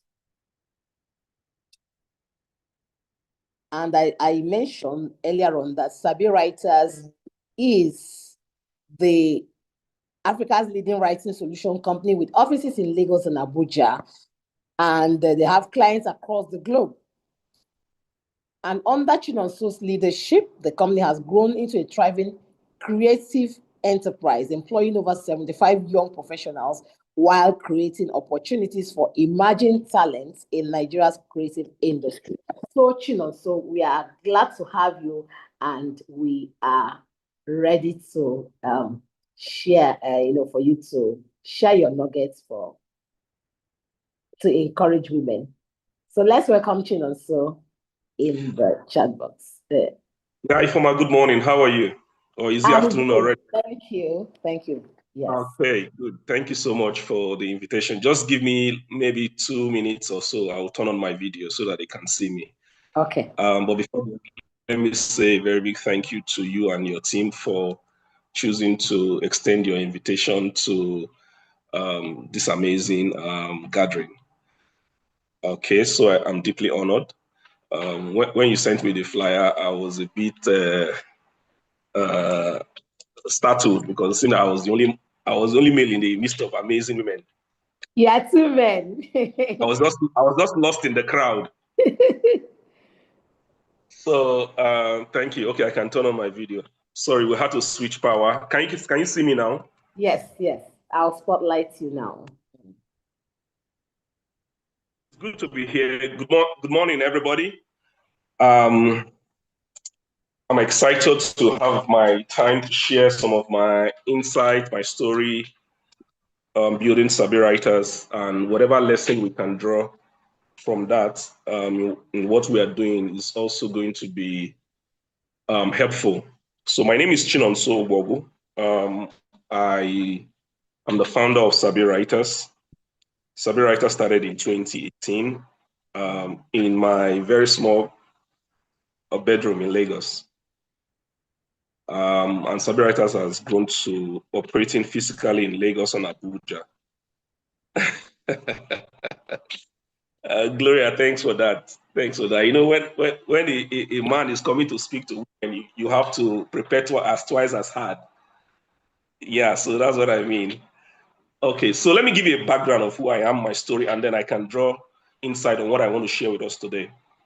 So I'm from a family of 5.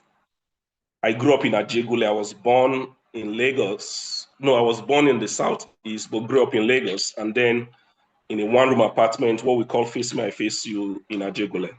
But by the time I was done with my first degree, I had to move out of Lagos to Enugu to start off. I was running a training company for 4 or 5 years, but it was a huge struggle. And eventually it packed up, and I had to move back to Lagos on 1st of October, 2014. I moved back broke, dejected, depressed, and suicidal.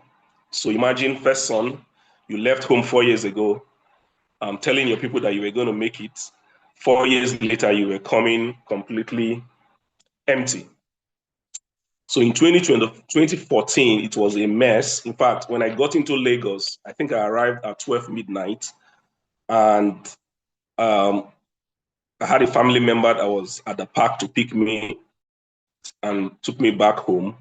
And as soon as I got home, I collapsed, and they took me to the hospital because I was completely drained.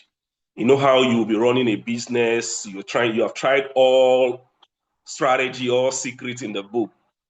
And it seems as if Murphy's law was just unleashed on you. So whatever could go wrong went wrong in my case.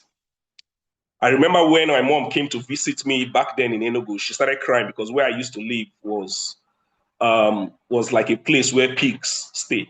It was that bad. So I came to Lagos, I was hospitalized, and I had to go through that season. Eventually I was discharged, and then it was now the big question of what do you do next?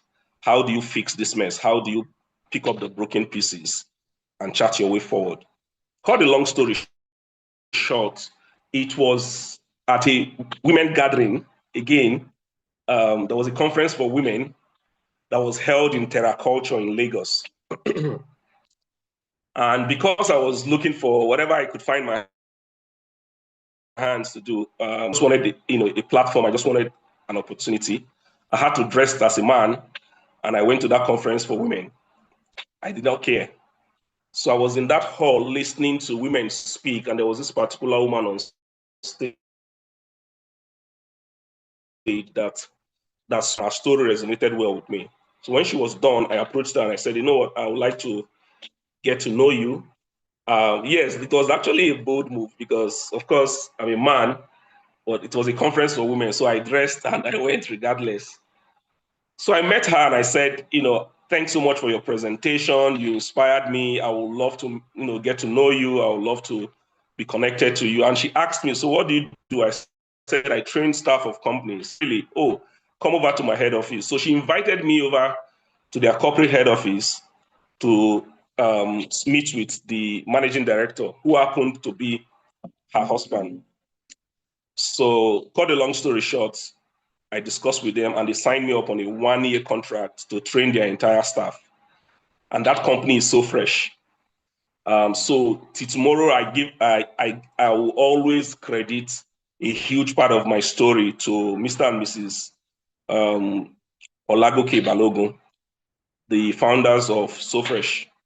So they gave me a platform to train their staff, and the fund that they paid, the money they paid, was what I used to pay for an accommodation, moved away from my family house. And it was in that small room that the idea for Sabi Writers. I remember when Dr. Glory, or I think it was Jennifer, that was talking about access. And so principles are constant. So yes, I was talented. Yes, I was smart, but I needed access. And it was so strange that they did not anchor their decision on me presenting veritable evidence of the trainings that I've done before now. They just trusted me and said, you know what, let's see what you can do with our employees. And they paid me for 1 year and I did the training. I think back then they were having about two outlets. Today they have close to 20 outlets. So I was part of that journey. So the money they paid me, I rented a 2-bedroom apartment, moved out from my family house, because I always tell young people, and I'm also saying to you now, there are certain ideation that cannot happen in certain location. So when I was living in my parents' house, of course, there were certain things that I could not ideate because of the space that I was in. So sometimes when you want to break out to a new season, sometimes when you want to break out to a new level, the first thing you will need to do is to shift your location. So I needed to move away from that space. It was when I moved to a 2-bedroom flat, used the entire money, paid for the accommodation without any furniture, that the idea for Sabi Writers came about. So there was this lady I had as a friend. She was a single mom. And it seemed as if my story has always, circled back to women. So my first client was a woman. Bulk of my management team are made up of women. My first breakthrough came from a woman. So you could imagine. So there's this lady, she was a single mom. She had 2 daughters and she wanted to tell her story, but she was struggling. She didn't have the time. She was busy. She had her work she was doing. She had the babies to take care of, but she wanted to tell a story. So I told her, you know what? Since you want to do this, let me serve as an accountability partner for you. And she agreed. So we agreed that maybe a week she will send me her draft. And then after 1 week, I will approach her and she will tell me stories. Chino, so I'm busy. I have other things I'm doing. Please pardon me. I'll do it next week. I said, okay, no problem. So I'll wait for that 1 week and she will still tell me the same story. So I volunteered to assist. I said, you know what? I understand that you are busy. Why not you tell me what you want to write? Let me do the writing for you. She said, so you could do that. I said, yes, why not? So we started, and then she realized that the work began to progress better than it was. Excuse me. And that was when it hit me like lightning that, you know what, there could be a lot of people who have stories to tell, but they don't have the time, they don't have the skill, and they don't have the patience to do the writing.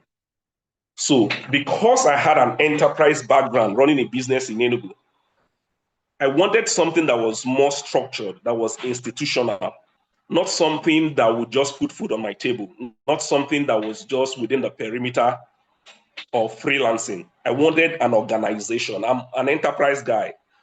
I believe that institutions at the end of the day are more powerful than talents. No matter how talented somebody is, it will always ride on the strength of an institution. So you look at, say, someone like Ronaldo, if you're a football fan, no matter how talented he is, that his talent only finds increased relevance and economic strength when it is resting on an institution. So I believe in institutional thinking. So that, based on that framework, I started doing my research. And I discovered that there was nothing like that in Nigeria. They were all fragmented. So there were a lot of people doing their thing, but they were not at the scale of what I was thinking about. I checked across Africa, I couldn't find any. And I only found something in the US. And I said, you know what? Let me live by the philosophy of Mahatma Gandhi, that be the change that you want to see. And that was how Savvy Writer started, from my bedroom. So if I can share my screen, I'll show you the early picture that we took in my bedroom when we were launching Savvy Writers. So Savvy Writers started from there. I have my co-founder who has been a friend for, I think we are 21 years as friends now, but we're both classmates in college. And then when I wanted to start Savvy Writers, I needed somebody to work with me. He was with MTN, and I went to him and I saw the idea, and he left MTN to join me. And he joined me without salary. He was working, the first salary he started earning was 5,000 Naira. And that brings me to another point.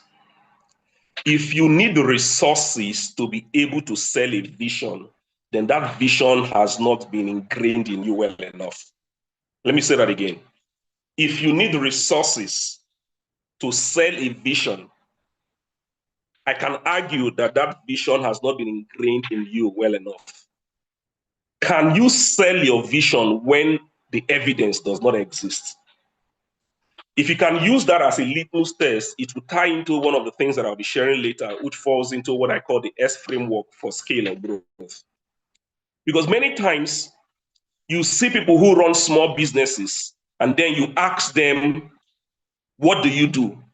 You can sense a bit of timidity, low self-esteem when they are explaining their business. And what is running through their mind is that they are not good enough. They don't have what it takes to speak in a certain way because their business is still small.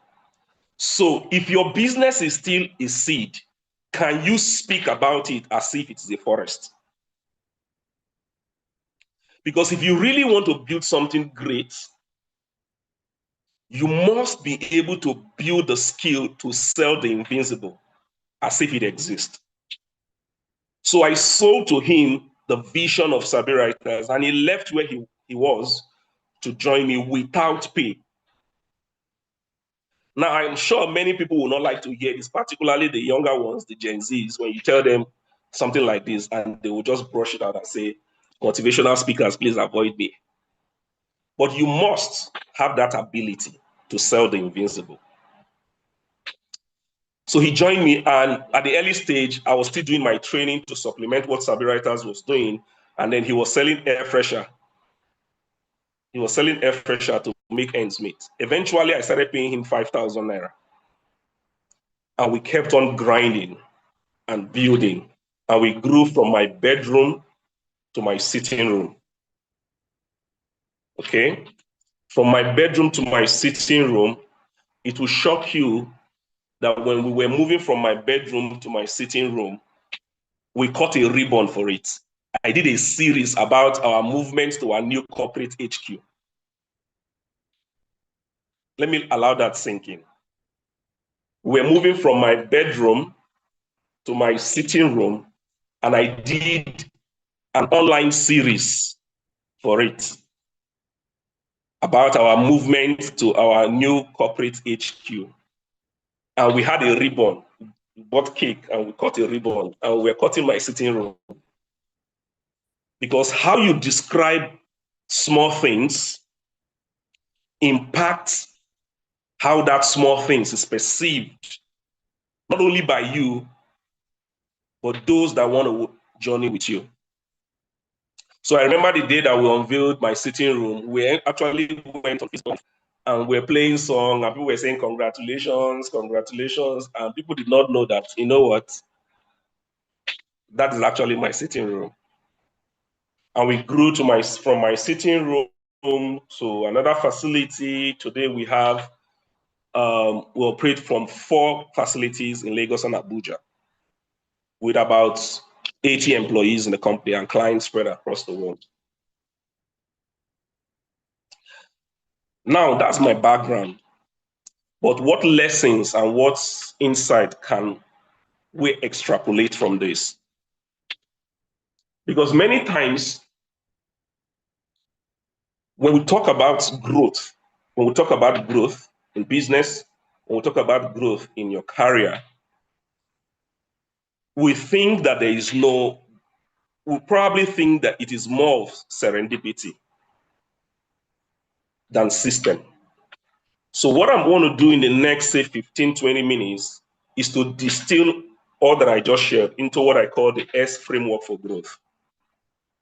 So if you run a business, maybe you have 2 employees, 5 employees, 10 employees, or maybe 20 or 50, and you're thinking on how to scale, I want to make an argument of 5 things that you need to pay attention to. 5 things. 5 things. And I call it the S framework for growth. Let me see if I can share my screen so that you can take a look at the framework. Give me a second, please.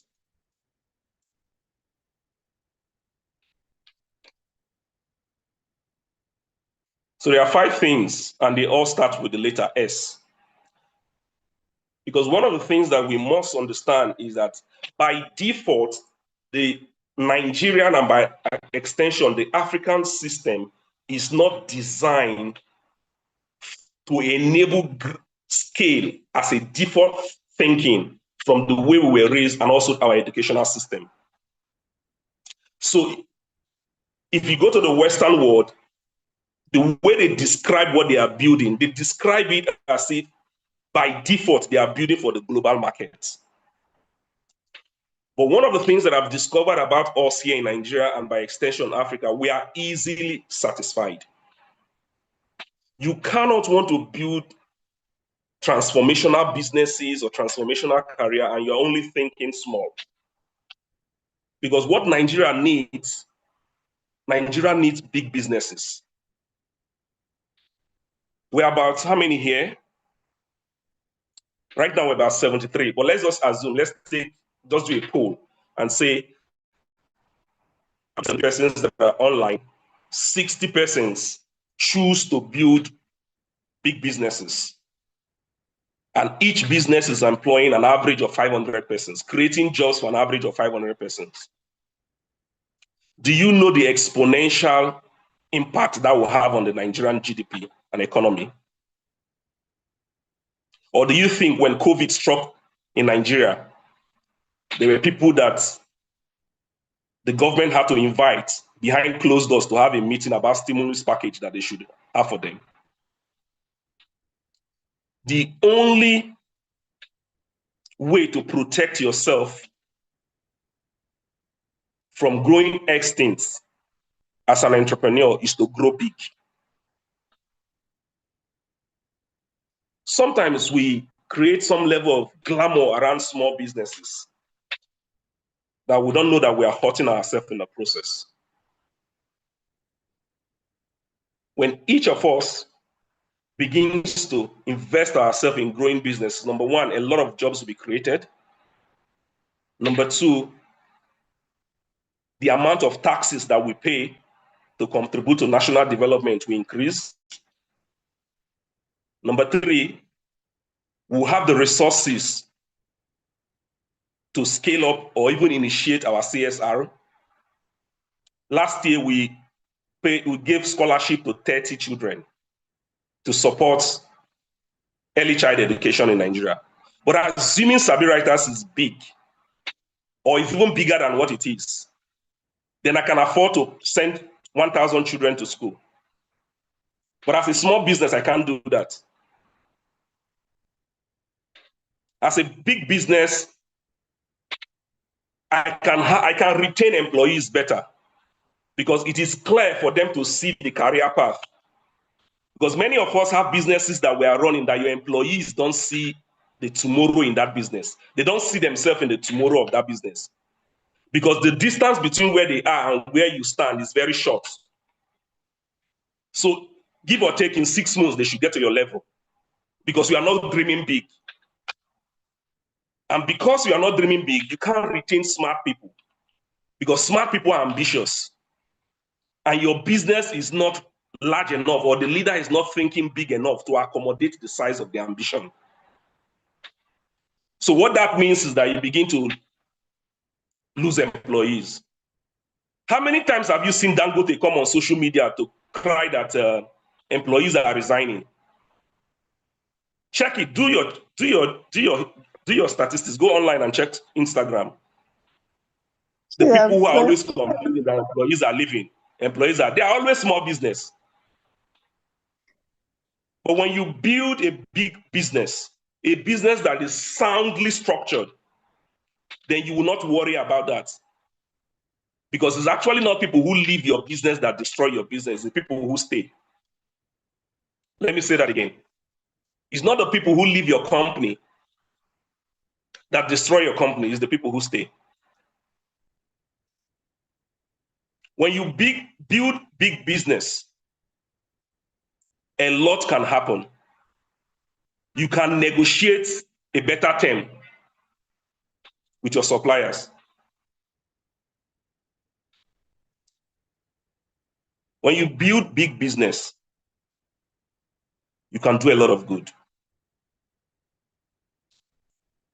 That's what I'm saying. So if you are not dreaming big enough, you should.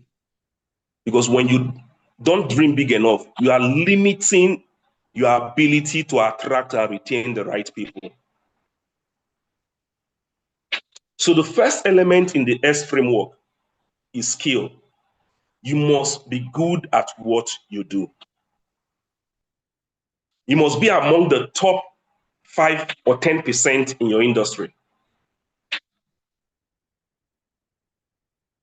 One of the commitments that I made to myself is that I'm going to play in my space.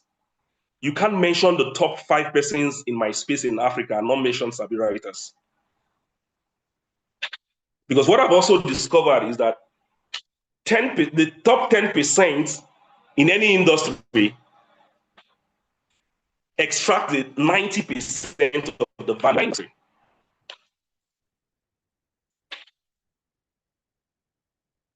So if you want to win, you must be good. You must be super good at what you do.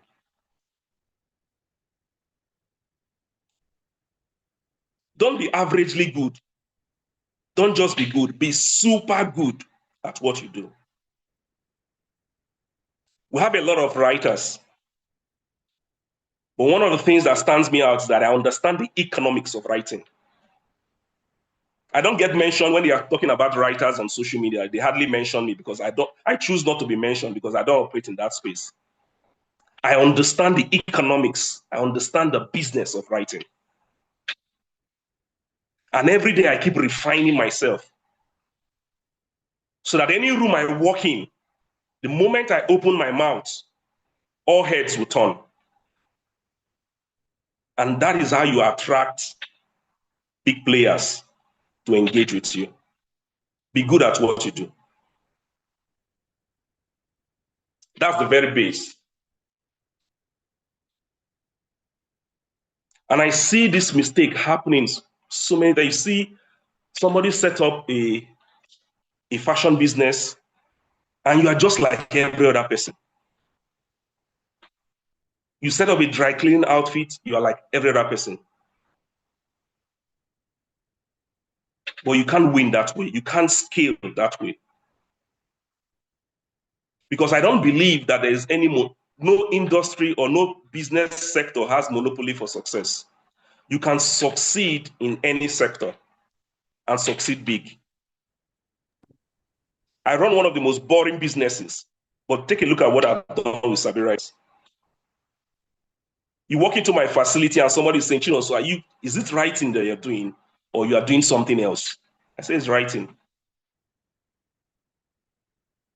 So you can take what you are currently doing and you take it to a whole new level. Because I believe that every activity has an operational and strategic component. Most times we focus on just the operational element alone, and we forget the strategic element.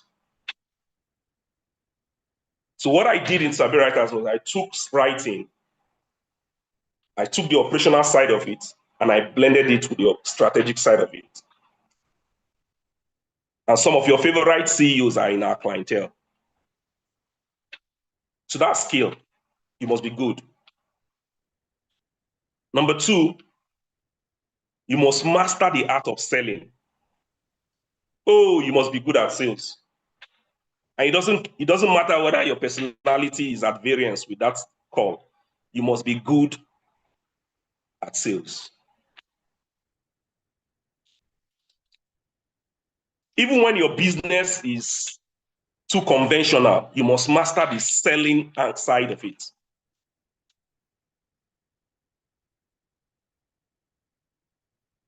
There are many people who run businesses that we know before now that we used to argue and have the myth that you don't advertise or you don't talk about it, but people are changing the game.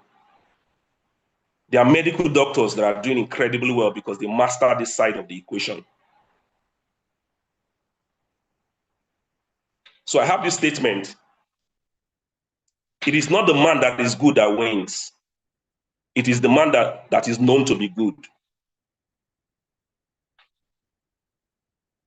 You must know how to sell. Every other thing in your business takes money away from the business. Every other thing. HR, procurement, admin, operations. The only thing that brings money into the business is sales. So you can't master every other thing and not zero in on the thing that keeps you liquid. And if you are running a business in Nigeria, it is only your mastery of sales that can help you unlock cash flow that can keep you alive. You can still be in business if you are not profitable. You can run your business for 10 years without being profitable. But you cannot run your business if you have zero cash flow. And the only way that a business naturally generates cash flow is through sales. You can get investors' money if you want, but at the end of the day, all road will still lead to sales. So if you are not having sales conversation in your organization, it's a big problem.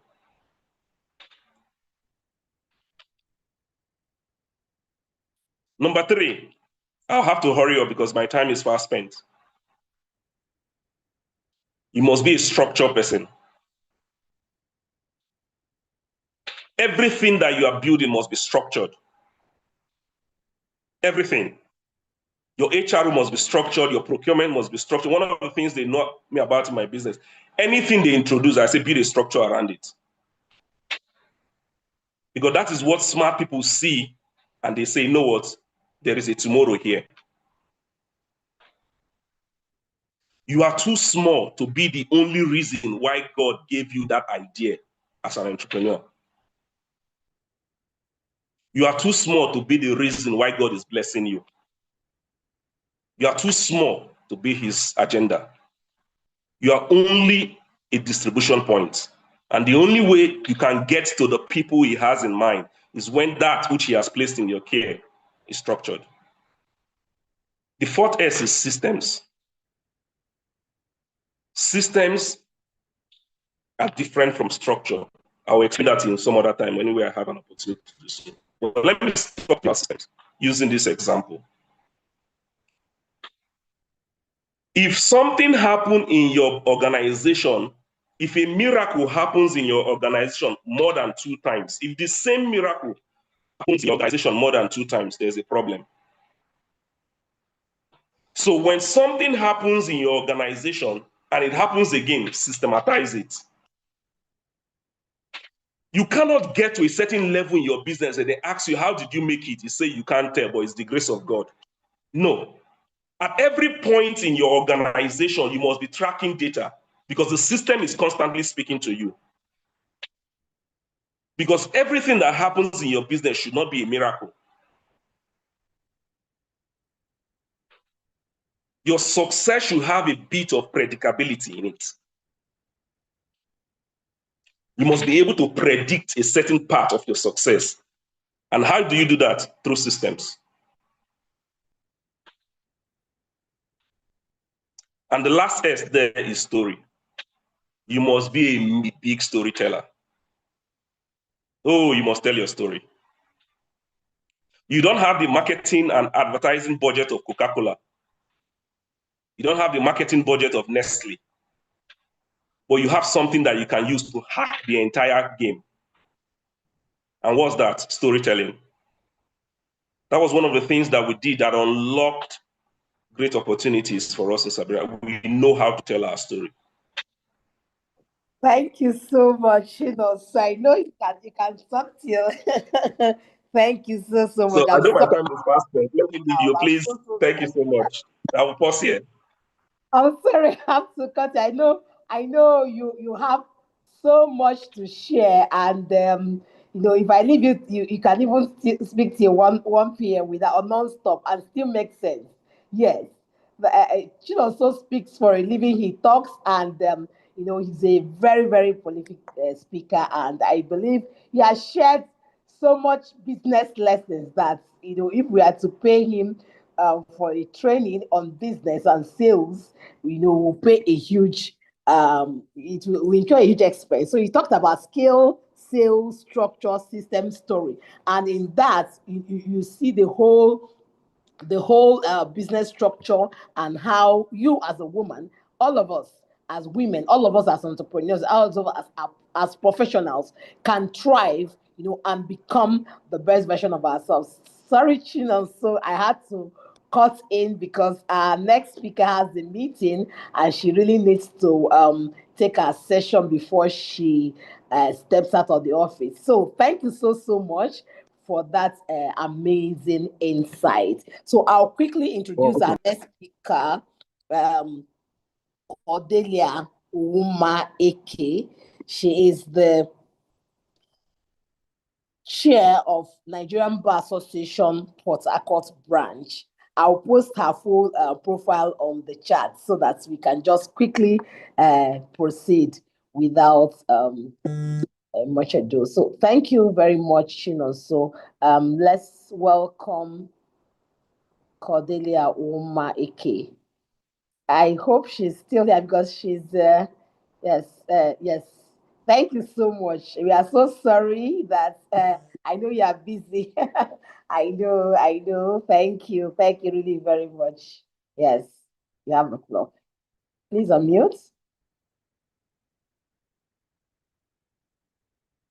Your audio is not on. We can't hear you. Is it just me? Vera, can you hear her? I can't hear her.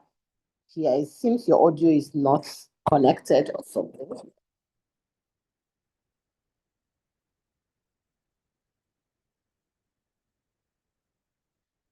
Okay, unmute now, unmute. Please unmute yourself.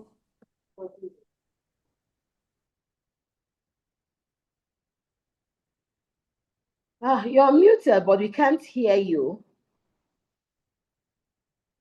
What could that be? Maybe you can log out and log in again. I don't know. Okay, yes, yes. This is another device, actually. Mute one device and use the other one that has audio on.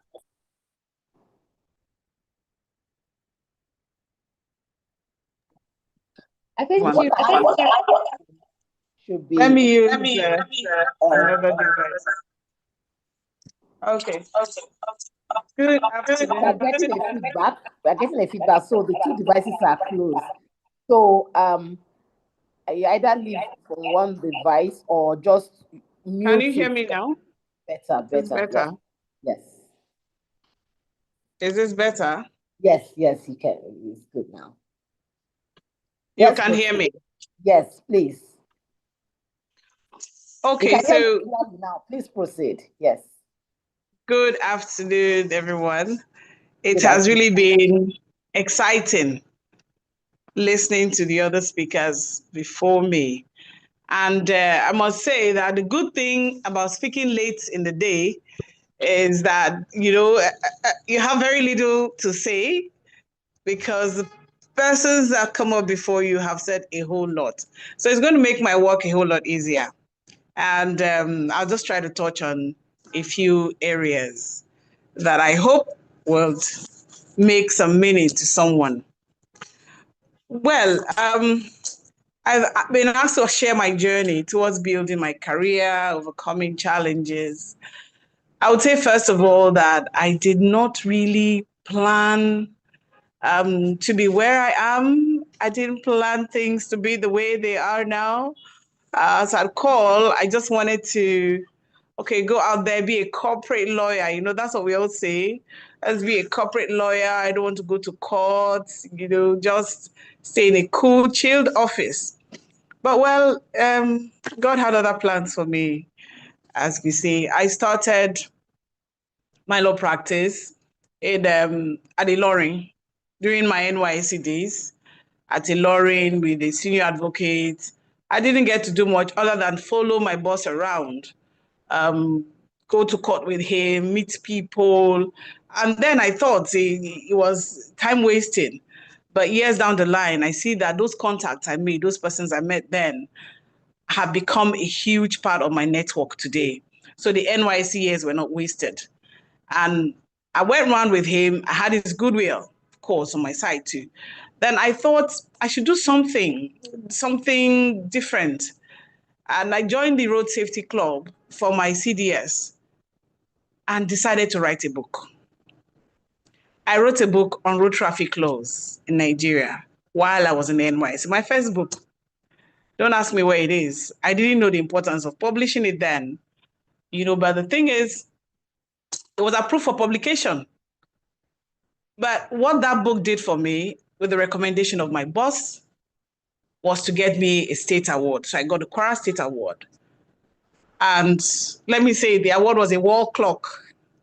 I always have a good laugh anytime I look at the clock. It was a wall clock. But that showed me that, yes, I could do it. I could excel. I came back to River State and looking for a job was tough. I'm taking these details because it's the same thing a lot of young female lawyers are facing today. Getting a job, all the challenges, you're a woman, we can't take you, you'll get married, all those things were there. Law firms, you don't have space, it was there. So I started somewhere that they paid me something just enough to take, me to work and back. And it was a friend, my fiance's friend at that time. A lot of the time I didn't have what to do besides following my boss to court. But I decided I wouldn't be idle. So I went around some law firms and decided to hold their brief. I offered, can I help? Can I hold your brief? Can I do matters for you? So that way I also got more experience. And it was one of those days that I met someone in court, an old senior in the university, and said, there's a job in my office. Would you like to join us? Eventually, I got into the corporate firm, corporate commercial law practice I had wanted. There I learned, there I built some confidence, because my boss would go out with me. We did a bit of marketing then. He would go out with me and stand behind, Peter Antefe. He would stand behind me and say, yeah, go ahead and talk. Initially I was shaking, but the fact that he was behind me, one of the partners, I would just go ahead and say what our firm were there for. We needed banks, as clients. And at the end of the day, I started, supervising one of the banks. So it was a good time. I was having fun until I got married. And the question became, okay, what next? Family, you're not giving me enough time. Your work is taking too much time. A lot of women go through that. So for peace sake, I agreed to go to the Ministry of Justice, which I never wanted to go. And there, for me, it was like this, a dead end. I got to that place and, the work ethic was not the same as where I was coming from. But, I made up my mind. My training, my upbringing, you have to work hard and you have to excel. So I set up my own structure. I created my own work ethic. I wasn't competing with people there because it was just not my standard. I had to look ahead, beyond them. So I would set targets and I would beat them.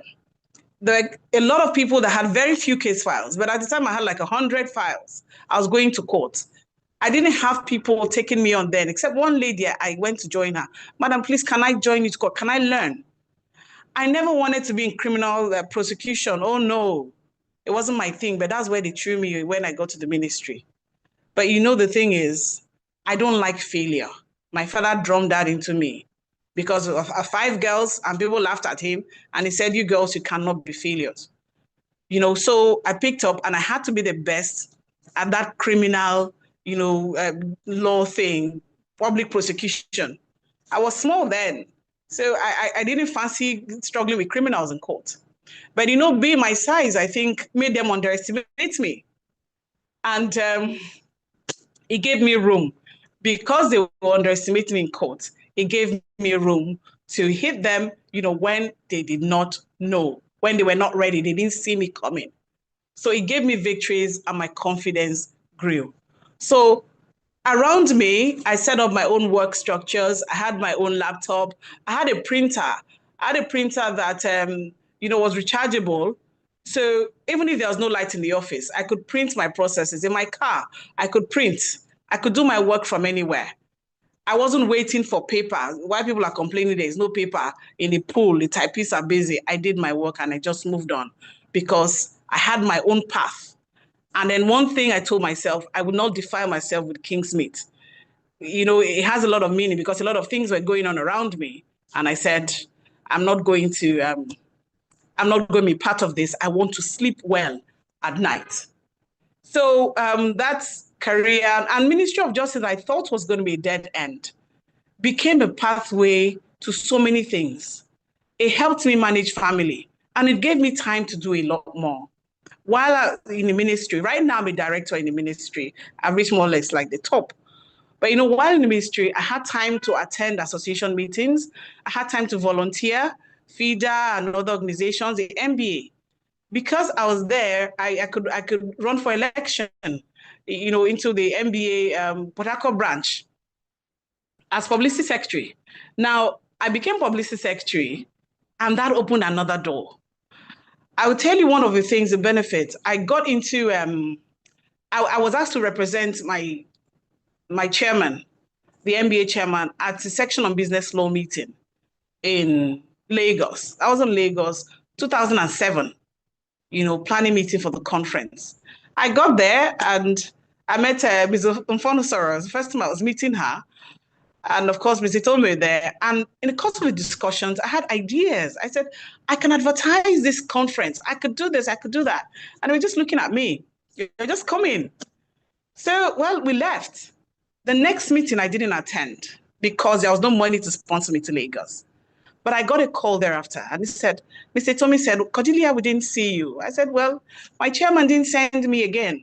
He said, no, we don't want you to represent your chairman. We want you for you. You had so many ideas and so much energy. We will pay your ticket to come to this meeting in Lagos. That's how, on my own, I started, attending the planning committee meeting 2007 of SBL conferences. And I came up with ideas. Why don't we have a journal? Why don't we have a magazine? And they said, we don't have time to do it, and nobody is going to do it. I said, I can do it. So that's how we started Business Law News. Suggested the name, they accepted it, and they said you have to source funds for it. It still remains one of the, most beautiful magazines I have worked on, because it came out so well and it became part of conference materials, materials for the conference, all SBL conferences. And SBL opened another vista of opportunities for me. It was at the SBL conferences that I met, I enlarged my network. Met people from British Nigeria Law Forum. I was the one that had to interact with them.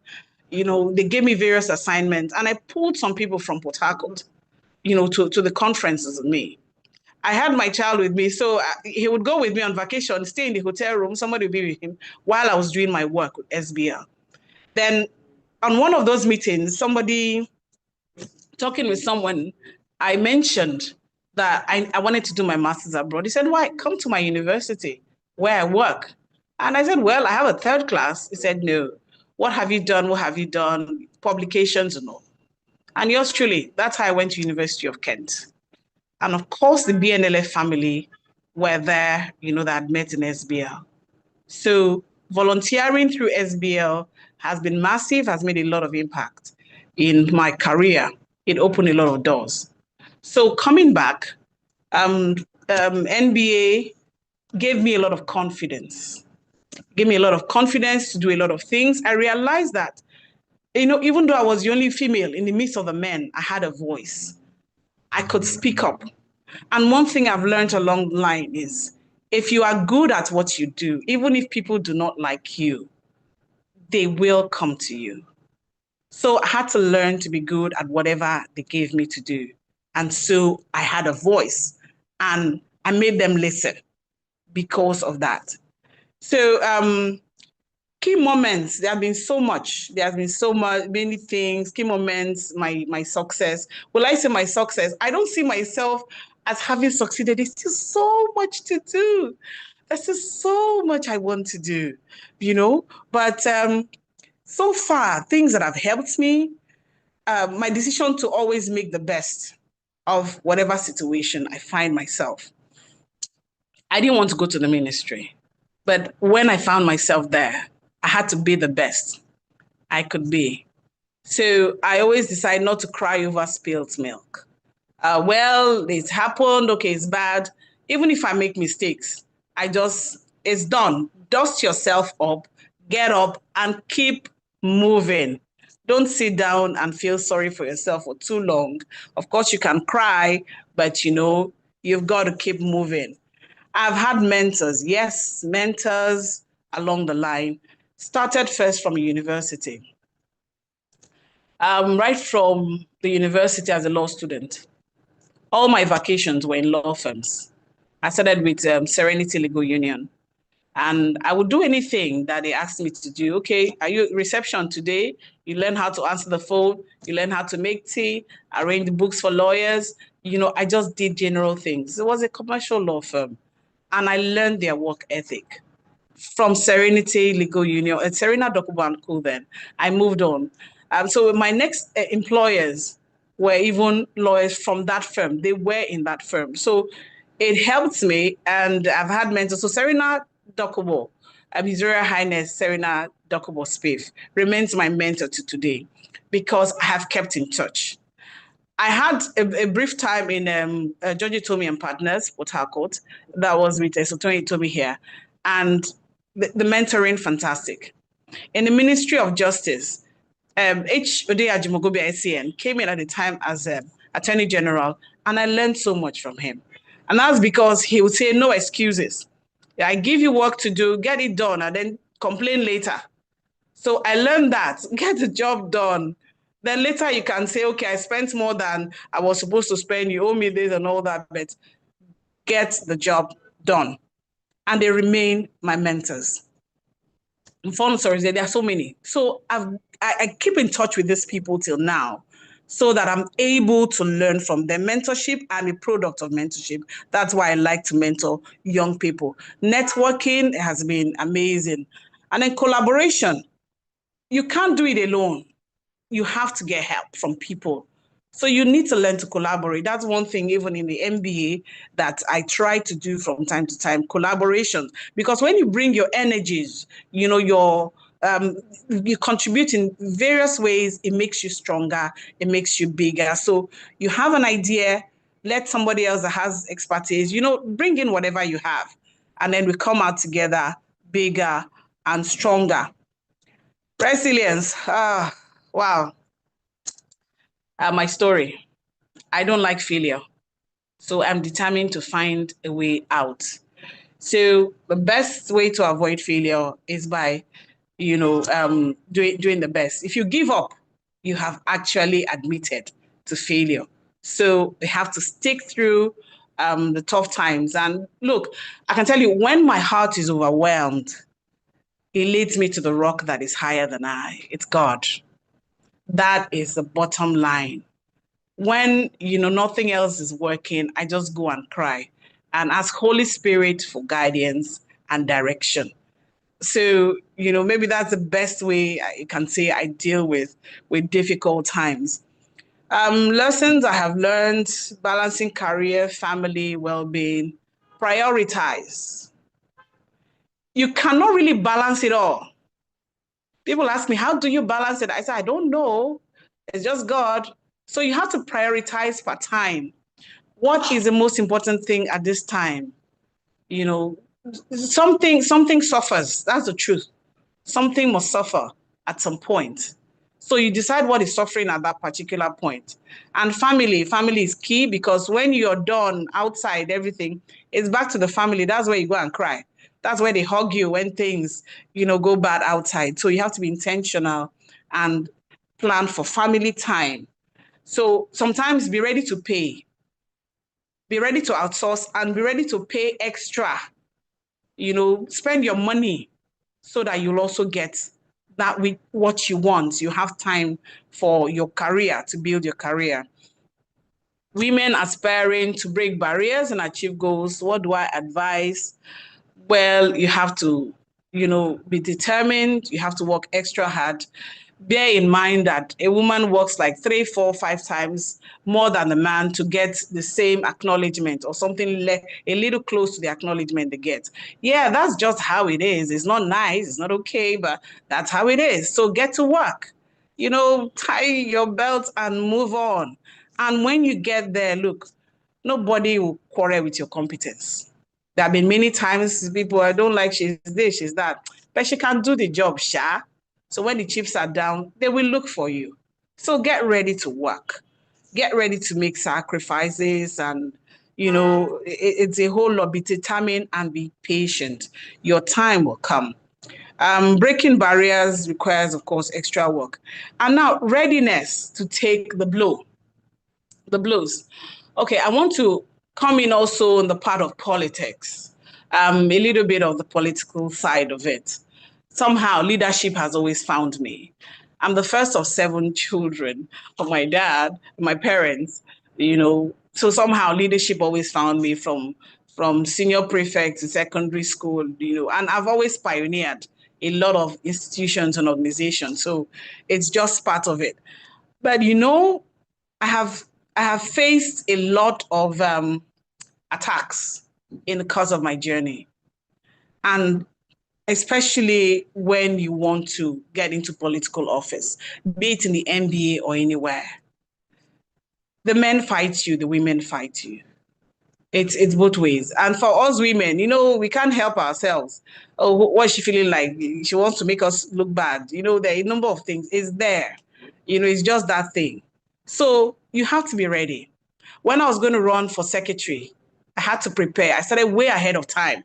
Before the men started campaigning, I had already gone ahead. I checked what was needed. And that's how I became the first female secretary of MBA Port Harcourt branch. Now we left that. Moving on to run for chairman. The labelings, she's tough, she's difficult, she's this, you know, they call you names. And of course, when nothing else gets to you, they say you are sleeping around.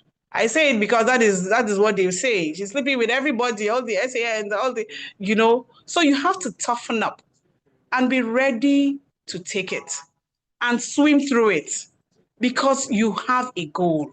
Be focused.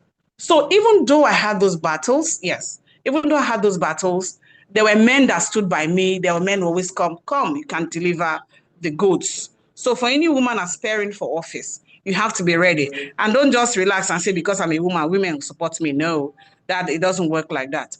So, you know, tech innovations, I love to innovate. I love to break records. And what I'm doing now, I try to use my position to help other women too. Because I see a lot of women where I used to be timid. I used to be afraid to speak. I don't want people to shush me, to, tell me, oh, you can't do this. Why? Or you're afraid of making mistakes, okay? But I tell you, go ahead and make the mistake. You're human. You're human. So be you, speak up. And if you have the goods, they will listen to you. So when I'm depressed, what do? I can't get energy to work. So in rounding up, I just want to encourage all the women. Do your best. Collaborate with other women, support other women, and look beyond the emotional, please. And look at who can deliver the goods, even if you don't like the person. So be the best you can be.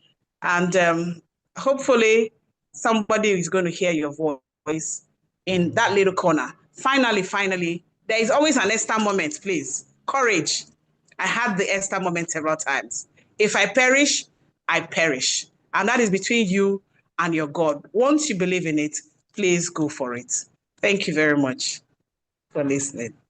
Thank you, Mrs. Eke. Thank you so much. In fact, sometimes when I send reminders to round up, I listen to what the speaker is saying. You would like it to now be like, do you want to cut the ball from sharing the beautiful nuggets they are sharing? But we just have to see how we can manage our time. Thank you so much. Thank you. We are grateful. And on this call, I see other phenomenal women. I see, I've seen Ms. Okorocha here, Chinyere Okorocha, the immediate past chair of MBA Women Forum. She was a keynote speaker last year, and she said phenomenal things, nuggets that we even keep on sharing till today. So thank you, Mrs. Eke. Thank you, all the phenomenal women who are here and those who are still joining. We'll just move on to our next speaker because we just have to manage time now. We are a bit behind schedule, but we'll quickly manage our time for the speakers that are remaining. So because other speakers are in line. So we'll bring on board Dr. Fatima Kere Ahmed. I would post the profiles on the chat box so that we can quickly just move on without so much introduction. So Dr.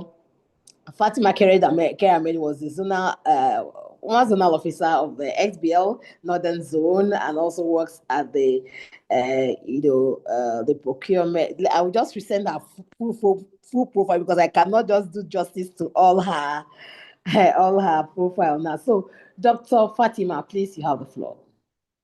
Yes, good afternoon, everyone. And honestly, how do I even build on all the excellent, wonderful speakers that have spoken before me? And it's beginning to look like it's an MBA SBL family here. And I must actually take a moment to explain what SBL means, because everybody has been saying SBL, SBL, SBL. So that's section on business law. And honestly, I'm very honored to be here. Thank you so much for inviting me. And let me just quickly, without much ado, go into the issues and the questions posed to me. I would first of all begin by thanking Professor Bamgbose. I think she did an excellent job with her keynote, and she had covered everything. And then, of course, my sister Ozufu did another wonderful job. Then I think it was Jennifer. And then after that, we had Gloria, I think. And then we had Jennifer, then we had Dr. Glory, and then we had Chinoso, who I've been wanting to meet. Honestly, I'm a big fan. Now I'm going to look for Sabi writers. And then Mrs. Cordelia, and I think Mrs. Cordelia's story is absolutely similar to mine. And everything she was saying, I was like, well, she said it all. I'm not just going to say anything again, because I think we're both in the public service. And you know how people will say, my journey in the public service was not accidental. I planned for it. I didn't plan for my journey in public service at all.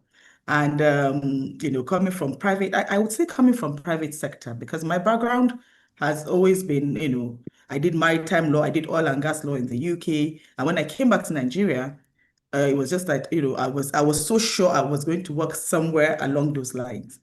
And for a long time, I had worked with FIFA as well. And, I had gone to South Africa, I'd gone to Lausanne, Switzerland. So I was very much interested in sports because it was interesting for me. I love polo. And of course, coming from the north, my mom would say, I'm not sure you should do this because you'll be traveling all around. I think you should try the public service. And I tell my mom, I don't want to do public service. She says, look, there is something about public service. There's an honor, that you give back, there's dignity, and I was like, oh, because, whether we like it or not, our parents tend to be our role models. And I think we have a lot in common. Professor Bamboshe's parents, I think one of her parents in the academia, Ozufu too, in the academia. My mom too was a lecturer as well at ABU Zaria. So I think being raised by parents that are in the academia kind of shapes, the kind of person you are, your integrity, your work ethics. And so quickly, introduction, I'm now the Director of Process of Crime, Asset Recovery and Process of Crime at Code of Conduct Bureau. And before then, I was prosecutor, legal, board secretary. So I've spanned different sectors, different departments at the Bureau. And I'm very, very passionate. People say, what are you still doing in the public service? But I say, when you're in the public service, you get ability to give back and you learn a lot. You'll be so surprised. People think that public servants don't know much, but you'll be very, very surprised the level of administration, leadership, the ability that we have, the resilience that we have in the public service is something else. So my journey, I've kind of spoken about my journey already, coming from private sector, being tricked by my mom because I had traveled there before I came back. She had given my CV and I thought, okay, I'll just, work for a year and then I'll leave. And really, if you know Code of Conduct Bureau, we're in the secretariat and we have to climb 5 floors. So everybody's like, you're going to leave your comfortable office to go there. And I said, I'm only doing 6 months. But when I got there, I felt, look, we all can't be in the private sector. We must go back to the regulatory sector because you can't live, you can't live in isolation. You cannot, wake up and because, I was attending WIMBIS conferences then. And, I see women come up and they complain, they've set up their businesses and then, Ministry of something came and broke down the building and they are so angry with the government. And then I thought, well, if we're all in the private sector, who is going to be in the government sector to work hand in hand? So I'm very, very big on, working hand in hand, collaborating, and, that harmony, because we need to have a balance, which then resonates to, the work-life balance and the ability of a woman to multitask, and all that. So then I'll go straight to, I know I'm supposed to be answering the questions, but I will just talk freely so that I'll be able to cover a lot. He said, what were the key moments or decisions that contributed to your success? Well, for me, I think first of all, I must say it's not me, it's Allah subhanahu wa ta'ala, it's God. We must have that faith in us that in everything you're doing and you take it to God, you find that it's just, your answers are just, your prayers are always answered. So I think first is the faith and the belief that whatever I'm doing, God is always there with me. And I think another key factor would be humility. And I think that is something that people really don't focus on. But if you have humility and you're humble, just like I think Ozufu, I referenced her, she said something about servant leader. I think it was her. So I think that humility helps a lot. People do not see you coming. And I think even Mr. Cordelia said something about that as well. They don't see you coming. They think you don't know what you're doing, but you know what you're doing. And I think even Chin also said something about that expertise, your skills. And we know when you're humble, people do not know. They don't see you coming. You just know you have a plan, stick to it, have a goal, and just do it. Do not allow anybody detract us. Sometimes in a male-dominated field, because I'm in the law enforcement field, it's always male-dominated. They tend to believe that women don't know what they're doing. Oh, Haja, you can go home now. It's late. Or your children. People give those excuses. But I think because you know what you are capable of doing, you know your ability, you just allow it to speak for itself. And eventually, they will call you. They would call you because they know that you can do it. So you don't need to boast about it. And you don't need to worry yourself when people say, she's this, she's that. Just be focused. You may be underestimated, but you need to use it as a leverage, not as a limitation. That's below the radar. I think some people say maybe imposter syndrome, right? But it works. Honestly, it works. So let me just go straight to the next question. The next question, how have mentorship, networking, and collaboration contributed to your growth? That saying about your network is your net worth. No, your network is your net worth, right? Honestly, I totally believe in that. You need your sponsors, you need your mentors to guide you, and your sponsors to propel you. And for me, honestly, I can never underestimate or downplay the importance that mentors have played in my life in terms of guiding me, do this, do that.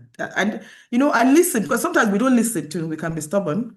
But I tend to listen, and so that I can argue. And then when I go back, I was like, I should have listened, But honestly, sponsors have really, really, really supported me in so many ways. And I'll give a little story because I know I'm supposed to share 1 or 2 stories. And, because my organization, let me ask here, how many of you have declared your assets? If you're a public servant, please declare your assets. So, asset declaration, it's such a big deal. It's very, very private. We're not supposed to share all that. And some time ago, I had a sponsor and a mentor, and the person is in the security, sector. And then he called me. He says, Fati, you are heading this. Did you say you are in charge of some sensitive forms? I said, yes. He said, you need to be very, very careful. Very, very careful because of leakages and all that. He said it jokingly. And in my mind, I'm thinking, I have my team because I'm a team player. I work with teams. And I was like, I trust them. They will handle everything. No worries. He said, just be careful. And that advice he gave me, I just quickly went back. I'm usually very, very busy. I don't have time. But for that reason, I went back and made sure I checked everything, kept records of everything. Lo and behold, I think a year after, there was a big scandal about the leakage of the forms and all that. And I almost got into trouble because I had relied on other people. But just by that advice that I was given, luckily, I was able to keep duplicates. I was able to keep records. And that really saved me. And so, if anything, I must advise women, not only women, because actually they thought I was a woman and I was too busy. I didn't have time. But I must advise that in as much as you are busy, you must focus on whatever you're doing. Because you might think everybody around you is wishing you well, but they might not be. And it's okay. It's human nature. Everybody does not have to like you. But so long as you know that you are being truthful to your cause and you are doing what you're supposed to do, and you have God on your side, then you'll be fine. So I'm just going to quickly, because I've put the timer and I think I have about 3 minutes or so left. What role has resilience played in your journey, and how did you how did you keep moving forward during difficult times? And I think this question has been answered before, and it's all similar, this resilience thing. And some people say, you have to be resilience is endurance. You have to endure. You have to be able to be strong. But I loved Jennifer's description of resilience. She said it's a muscle, and it is a muscle. And so for me, I think what the role for me, resilience in my sector already, because I'm talking strictly on my public service role and my experiences. For me, resilience that I've seen is my ability to adapt, to recalibrate, and to keep moving. So you would come across different things, but you just have to adapt. Things that you're like, if not for, government work, would I even be entertaining these kind of people? But, you have to just adapt. You have to recalibrate and you have to keep moving. And I think somebody mentioned keep moving. You have to keep moving. Definitely. Don't allow anything distract you. Quickly. Next question. Can you share lessons you have learned about balancing career, family? Yeah. So my story is still similar to what everybody has said. You must be able to have a balance. You can never get it 100%, but like my mom would say, you are a daughter, you are a mother, you are a wife, you are a sister, you are a friend. You must be able to balance it. You cannot be 100% a mother and bad at your work. Or you cannot be 100% a wife and useless as a mother. So she keeps saying, look, don't forget your role. And I think my mom has been, she's been really our guiding, light. And I must say my mom was the, youngest commissioner of education in Niger State back in the 80s when I was growing up. And I have this picture and I really wanted to share here. And in that picture, they had gone to launch a school in a rural area. And then David Mark was the governor. I think Jibril Aminu was the Minister of Education. I think Basfawa then, no, he wasn't minister, but he was minister after. But this picture, she was working and she was like 2 steps ahead of the men and all the men were right behind her. For me, that picture is a poster picture. That was in the 80s. And so now when we say we're going to work and she's 80 now, and she look at me and she says, well, what has changed? Because, we went to Beijing, we did all these policies. What has changed? What are you people doing differently? So my mom would want to engage you and talk to you about the policies and say, look, we have done this before. What are you people doing differently? How are you impacting? You must measure it. All this English that people are blowing, because she sits by the TV and she's watching all these fancy things. How are you impacting? And so I must say, that that is a story for me that stands out, that whatever we're doing, we must make sure that we impact. We must make sure that it's felt, and I live by that, honestly. Whatever I'm doing, I want to make sure that, it's felt, the ripples are felt. You put humanity to it. So I know my time is up. Let me just jump quickly to the end. What advice would you give the women aspiring to break barriers and achieve their goals? And I think it's the same advice that everybody has given. You just need to be very, very focused. You need to have a goal. And I love that the S framework as well. You just need to be there. You need to avoid all these detractors, all these naysayers. Just carry on. Just be yourself, basically. And in conclusion, how have you leveraged technology and innovation in your field? I'm a technophobe, but I had to learn technology. And honestly, right now I'm enjoying it because I'm doing so many courses in it. And I feel it's never too late for anybody to learn. When you have the free time, please go back and improve yourself. That's my advice to everyone. In conclusion, what are your thoughts on women supporting women and fostering collaboration in various industries? I think this has been said so many times. I know women. I know there is this. I know there is this perception that women don't support each other. Yes, I think we can be a bit jealous of each other sometimes, right? But when the chips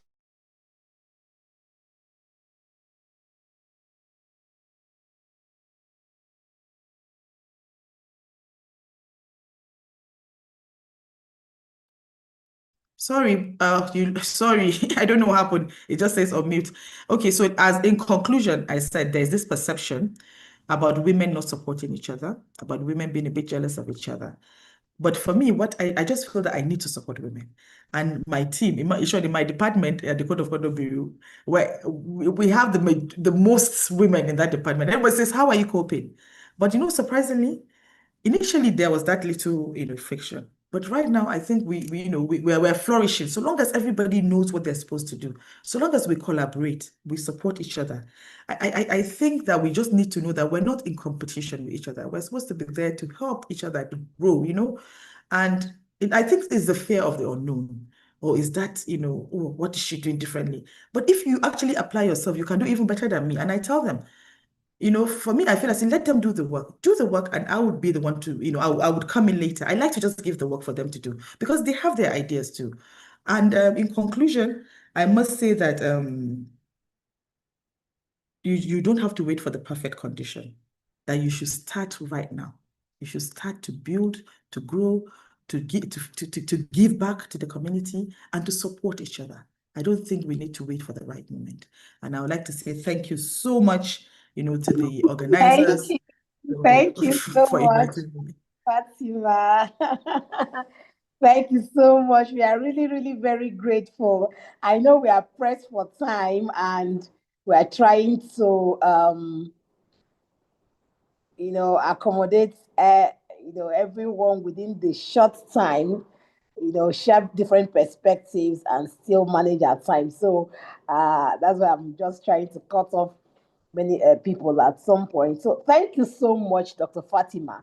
And also from your background in the North, some other people may say, oh, I'm just comfortable, doing the little I can, but you stepped out of your comfort zone and look at where you are today, championing change in the public sector. Thank you so much. We have our next speaker ready. So an amazing friend and someone who has been doing quite a lot, though there are many lawyers in this call, but it's not just lawyers. We have non-lawyers here as well. So women who are doing great in their chosen field, and and one of them is Rita Ezinwa Okoro, and she is the founder, Street Project Foundation. So Rita, you are welcome. Good to have you here. Thank you so much. Thank you, Barrister Ifeoma Ben. Thank you for the invitation. And you've spoken well. I felt intimidated at some point. I was like, wow, I'm in the midst of legal minds here. But I was like, okay, I'm the daughter of a legal mind, so maybe from that angle, I'm part of the legal luminaries here, and I feel much, at home with the women in this room. So thank you, Barrister Ifeoma Ben, and your team for this invitation and for organizing this amazing forum called Phenomenal Women. Are phenomenal women in the room right now? If you are, let the emojis blaze, celebrate yourselves. We've been here for hours listening to brilliant minds. We are all phenomenal, not just the speakers. And so it's important that we start off by celebrating ourselves. When Ifeoma, spoke to me about this, and she said she wanted us to tell stories. And in my practice as a theater practitioner, as a play activist, one of the activities we do is called Performance of a Lifetime. And usually the prompt is, I want you to tell me your entire life story in 60 seconds. It could be your entire life or a moment in your life.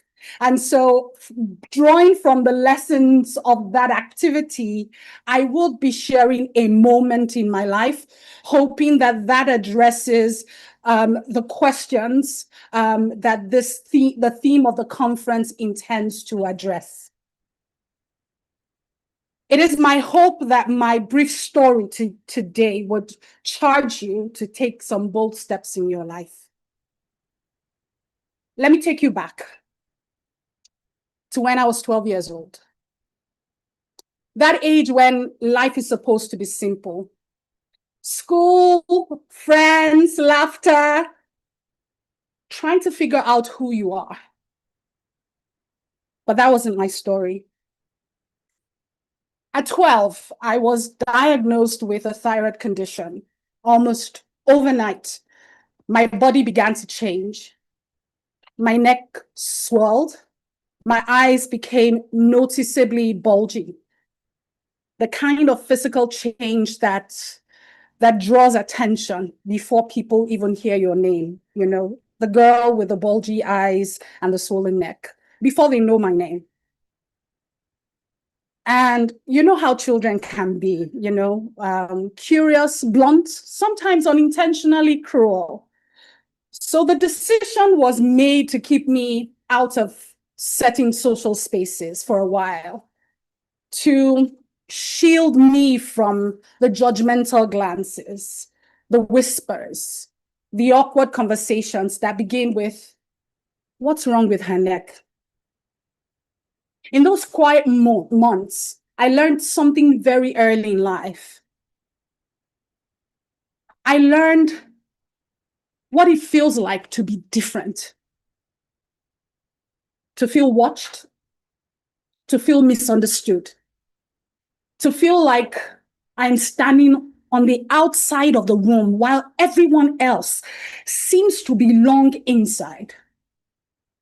When I eventually returned to school, I was not the it girl, not the popular one, not the one everyone gathered around during break time. I was simply Rita, the girl with the swollen neck and bulgy eyes. But here's the interesting thing about adversity when you encounter it early. It becomes a kind of training. I began to develop a quiet resilience. I learned to silence certain voices, not just the voices of people around me, but the voices inside my own head. Because once you have known what it feels like to be judged, you quickly understand something important about life. People will always talk, always. But what really matters are the actions and decisions you choose to make, not the noise. And this understanding became one of the foundations of my life. It shaped how I move, how I lead, how I love. It has influenced my marriage, my purpose, and the discipline I have had to cultivate in a world where everybody has an opinion, especially now in the age of social media. I understand that you cannot build anything meaningful if, I am constantly listening to the voices on the streets of social media or busybodies who have never built anything themselves. So I learned early to keep my eyes on the prize. Years later, I arrived at the University of Lagos to study creative arts.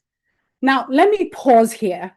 Creative arts in those days was not exactly the course that commanded respect across campus.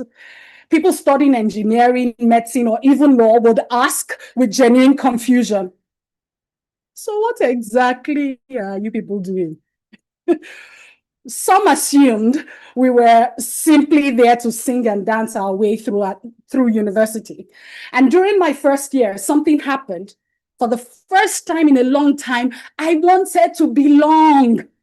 And sometimes when you are hungry for belonging, you make associations that do not necessarily move your life forward. My focus slipped, my grades slipped, I was drifting. Then one day, just one day, my course advisor and music lecturer by name Dr. Elijah Brown called me aside. He didn't shout. He didn't give me a long lecture. He simply looked at me sternly in my eyes and said one sentence: "You can do better than this." That was it. Now, here's something you should know about me. I take words seriously. That sentence pierced me more deeply than he could ever have imagined, because what I heard in those words was not criticism. What I heard was expectation. Someone had looked at me and seen a version of me that I had not yet fully stepped into. That moment became a turning point. From that day, I became focused, disciplined, intentional, and before long, something surprising began to happen.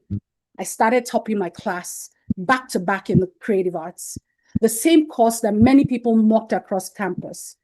Now, the interesting thing is life has a beautiful sense of irony.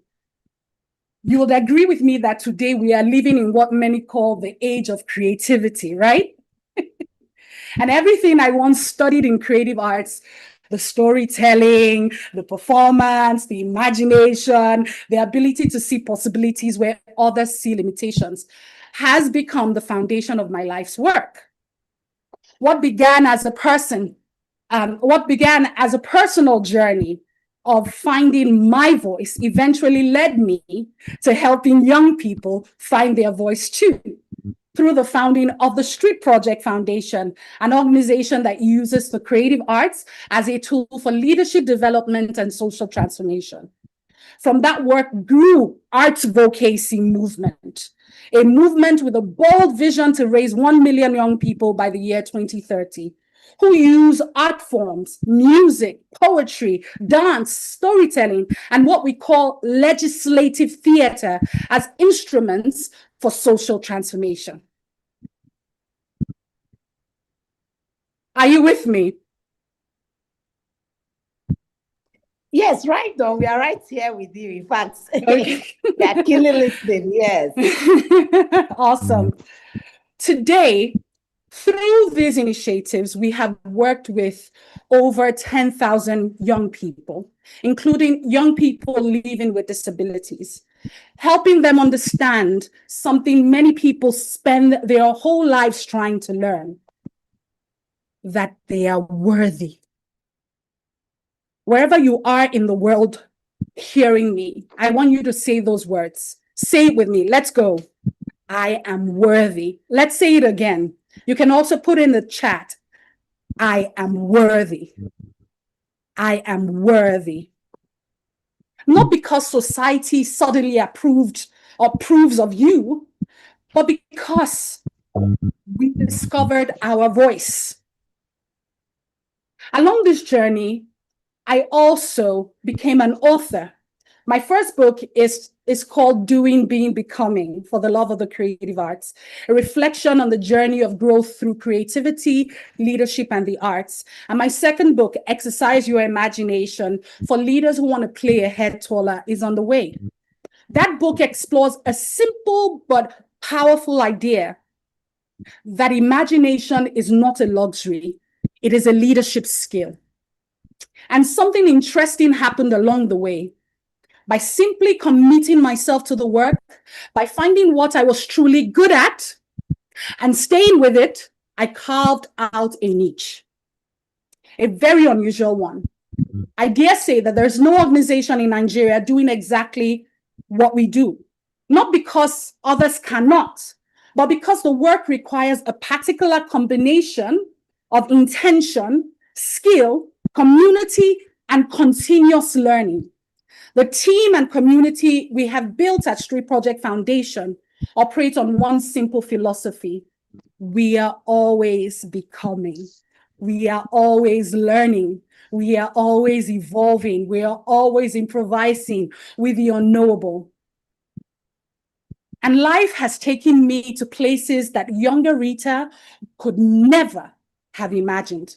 Today, I'm recognized as one of the top play experts in Africa.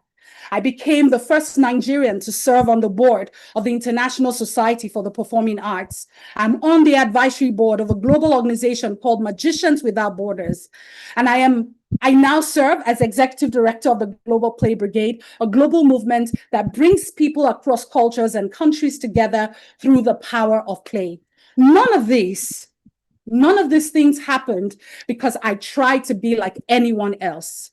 They happened because I became comfortable with being different, with improvising, with navigating uncertainty, with trusting that sometimes the path forward only reveals itself while you are walking. And most importantly, I don't have to walk the path forward alone. So when people ask me, what shaped my journey? I do not start.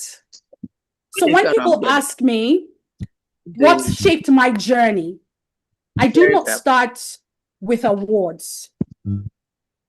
I start with a swollen neck, bulgy eyes, a 12-year-old girl learning what discrimination feels like, and a university lecturer who spoke one simple sentence that changed the trajectory of my life. You can do better than this. Sometimes transformation does not come through long speeches. sometimes it comes through one sentence, the right sentence, at the right moment, spoken to someone who is ready to become. And that brings me to the name of this conference, Phenomenal Woman. When I hear that phrase, I do not think about perfection. I think about courage. I think about women who refuse to shrink. But here's something I know for sure. No woman becomes phenomenal alone. Behind every thriving I stands a powerful we. Because somewhere along the journey, someone said, I see you, you belong here, you can do better than this, you are worthy. Right now, many women are battling what I call learned hopelessness. That quiet moment when a woman looks at her dream and whispers to herself, why try? It's not for me.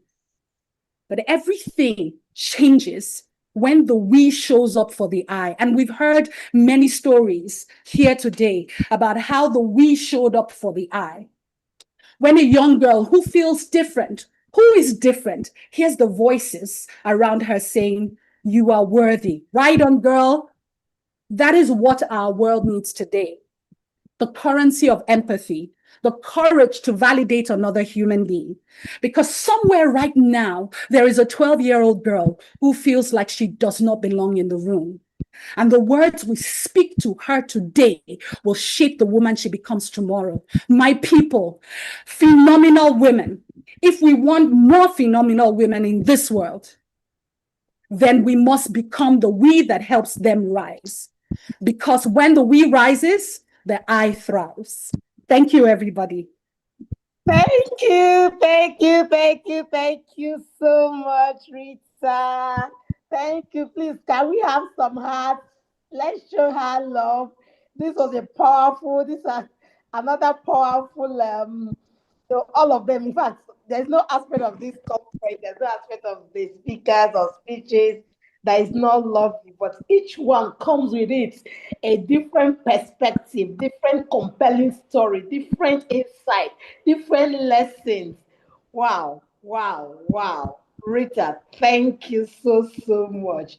In fact, I can't even start recounting all the nuggets that she has given us because of time, but just know you are worthy. So I will keep telling myself, Ifeoma, I am worthy. So tell yourself, you are worthy. Thank you so much. Let's encourage Rita, thank her, send emojis on the chat as we bring on board another phenomenal speaker. Amaka Chika. I would introduce her shortly and spotlighting her. Thank you, Auntie Amaka, for being here. And, she is one of the phenomenal women that I am privileged to have in my circle. And, through her sister, another phenomenal mentor, Mrs. Chinyere Okorocha. So I met her, and since then I've learned a lot from her, from all she shares, even through Amaka's book club and through all her writings. If I tell you that she's an author of almost 10 books or thereabouts, and still writing. So we are glad to have Auntie Amaka here, Amaka Chika Mbono. I would post her profile on the chat, as we may not have all the time to read everything, but I'll just tell you, she is an author, a counselor, and renowned voice, relationship, faith, and emotional well-being. So thank you, ma'am, for coming on board. Sorry, I will have to mute everyone now so that I can remove the person who is distracting us.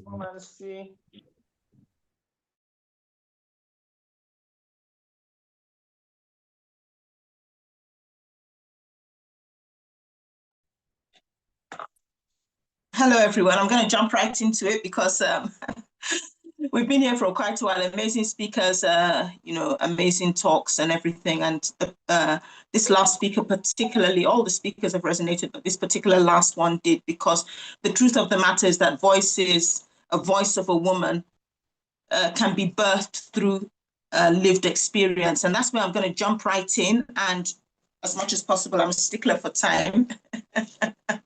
Everybody knows me for that. So I'm going to just try and run through it, because a lot has been said and most things have already been said. But I'm going to start from the fact that personally, my journey, 16 years ago, something happened to me that devastated me. It rocked my world. It changed me. It fractured me. But it also shaped me, and it also molded me. In that particular season of my life, everything I thought was real and stable and, real, stable. Everything I thought about stability, about trust was shattered. It was broken in a moment. And it destabilized me in a way that I didn't even believe that I could be destabilized in that way. I've always been quite a strong person, particular about what I believe, and always been very vocal. But that thing, it broke me. It shattered me. And there's so many legal luminaries on this platform, and so many people who are from the SBL, and they've explained to us what that means. But I'm coming from a completely different perspective. I'm a marriage counselor, premarital and marriage counselor, and all that. So I guess I'm going to try and really jump into it. And even though a lot has been said, that particular event that I said really dealt with me. It has birthed, they said 10 books. I guess I'm getting there, but has birthed 8 books to date. People say my titles are amazing. I'll give you one of them, 49 Ways to Get Rid of the Other Woman Without Getting Caught. And my current book, It Hurts, Good for You. This particular incident in my life also birthed things like a virtual academy that houses courses like What to Do Before I Do. It houses courses like What to Do Before I Do. It houses my book club, Amaka's book club, that looks at books that have to do with marriage and relationship. And the truth of the matter is that one's voice can be birthed through adversity. Just like the speaker before me, things that break you, if you allow them, they can cause your voice to be formed. And I think every single person has a lived experience that really should birth a voice. You see, the most influential voices are not always the loudest ones. They're just the voices that have learned something from life and what love has to teach them. My career didn't begin with a master plan. It began with pain. It began with challenge. And this pain and challenge pushed and propelled me into what I do now. Because it made me ask questions like, why do some relationships thrive and others don't? Why do people who love each other deeply, still hurt themselves? And this is what led me into counseling, into speaking. But just like many journeys, it wasn't a straight road. And one thing I've discovered is that some of the strongest voices in life are not birthed. They're not born in comfort. They're forged in circumstances that could have stifled them or silenced them. Your voice matters. As a woman, your voice matters. If you're looking for something to be vocal about that will give you the confidence to speak out, look at the challenges, the experiences you've had, because your area of greatest challenge is likely to be the area where you can speak your greatest truth and your most authentic truth, because your voice is so important. The things you've been through are so unique and personal to you, different from everybody else's, and therefore it can be the beacon of light that leads another individual home safely. You can't be silent. You just can't. And this has been my reality. I found my voice through circumstances I had been through lived experiences I had been through things which ordinarily should have silenced me, or even people advised me to be silent about. You understand? And yet, the fact that what I had been through, I could help others go through it. It is what propelled me to use my voice. And the truth of the matter is that people ask me, your books, which is my voice, are they about you? So let me answer that here. My books have bits of me in it, but they have bits of everybody else, other women and men that I've had the privilege of speaking with. So when I look back on the decisions that shaped my journey, I feel that should not be wasted. And I got this from the #1 bestseller of all time, which tells me that there's always treasure to be found in darkness, and tells me that when we're comforted, we're supposed to extend that same comfort to others. So your voice as a woman has the capacity to comfort others.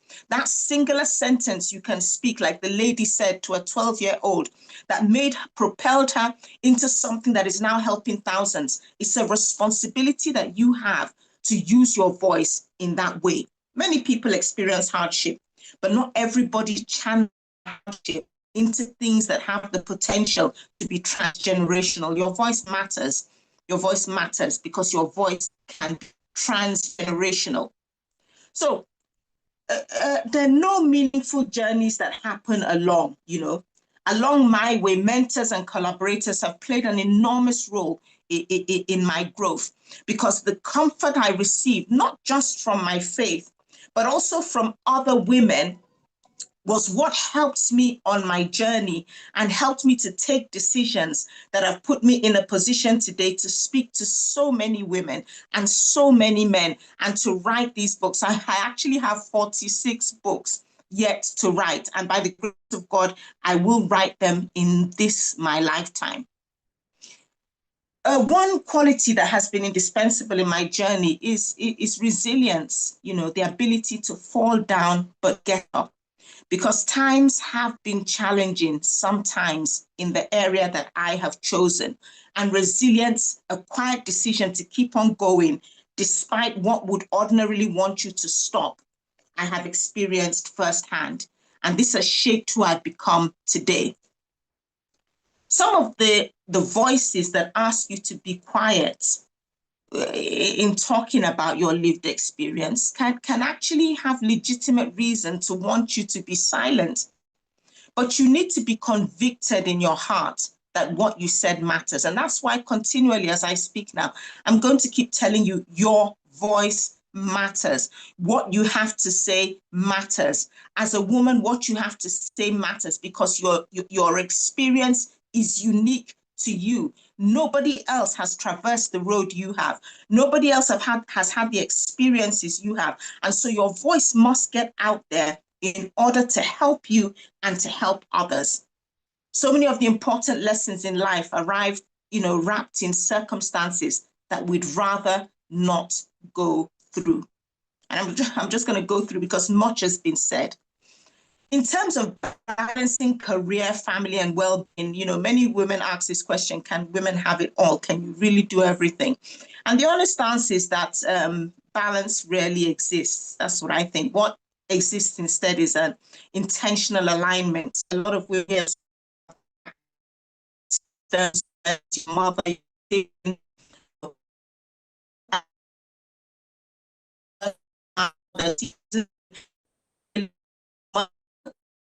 when personal renewal must take priority. In my personal journey, my family has always been very central to my life, and I was very privileged early on as I was having children to not really have to work per se. I dabbled in this and that, but not really, really having to work per se. My children are adults now, 28 and 30, but I had the privilege of really being with them as they were growing up. That said, I don't know whether I would choose that path now if I were to do it all again. I admire women who have gone through and done it all, done home, done family, done career. In the beginning of my married life, I didn't really have to do that. But that said, what I'm doing now, the lived experience I have, the things that have shaped me now, I may not have been able to do what I was doing now if I had started it then. So life kind of balances its way out. Hindsight is always 2020, so it's important that you play the cards you've been dealt and look at your situation as unique, how to balance it, how to do it. In this day and age, women are doing it all, even though some things may take, more of a front line at different times. If you're a woman who wants her voice to be heard and seeks to break barriers, I want to add a couple of thoughts. Do not underestimate the value of your voice. Your voice is invaluable. It's a valuable tool. It's a powerhouse. You must be heard. You must. Yourselves and others a disservice if you remain quiet. You know, we're all friends. Different experiences have shaped us, and these experiences. Imagine a woman who has climbed the corporate ladder with women here who are at the top of their game. Imagine what she has who are going through this thing, who are trying to climb the ladder, stay in these ladders. Imagine what woman has to tell other women about the pitfalls, about where to go, about where not to go, sharing experiences of things that they've been through so you don't have to go through it. Imagine a woman who has had fertility issues, you know, what she could say to encourage another woman going through the same thing. She could be the saving grace. She could be the one that tells her it's okay to go with IVF. It's okay to go with surrogacy. Imagine what a woman who has been through that particular path could tell another woman. Imagine what a woman who has been through the humiliating, heart-wrenching situation of infidelity in her marriage. Imagine what she has to tell other women who are going through a similar thing. You know, imagine a woman who is in a good marriage, the insight she could give other women about how to be in a good marriage. But all these things require that a woman voice it out and that she amplify her message. It's important to remember that, you know, your voice, you know, it's important to remember that your voice should be used with wisdom. You know, meaningful contributions may take years to, you know, to reveal their full influence. Credibility will always grow from consistency, but your experiences are what the next woman might need to get through. Be true to yourself and be true to your own lived experience. In my particular niche, sometimes using your marriage can be tricky. Is she talking about herself? Is she talking about others? What is she really talking about? But wisdom is always profitable to direct. You use your voice with wisdom so that it can impact, it can influence, and it can inspire. Some of the things you may want to talk about in your personal experiences, people may mock you, they may gossip about you, maybe they may laugh at you, but the truth of the matter is that nobody has the franchise on things and nobody knows what's going to happen to them next. For me, technology has helped me in the things that I do, writing, counseling. There's so many ways to amplify your voice in this day and age, even if you don't want to physically come out and speak. I believe in supporting women. Over 90% of my clientele are women. When women share knowledge, they help each other. Every barrier broken by one woman, every voice spoken makes the path easier for the next person. And this is how influence multiplies. You know, I've been through with women and helped them walk through situations that they may not have been able to get through otherwise. So, the power of your voice. Our voices must be heard loud and clear. We are the hand that rocks the cradle. We are the hand that rules the world.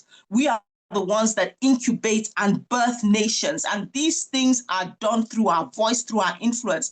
And this may not be on a wide platform. It may not be on the Phenomenal Woman platform. It could be in a small circle of friends in your living room. It could be, you know, in your coffee shop, in a woman you meet on the street. When a woman finds her voice and uses it in whatever space, it has influence. So you may speak in a living room, a classroom, a boardroom, a book, a counseling session, conversation between friends. Whenever a woman speaks, it has the power and potential to influence, to impact, and to inspire.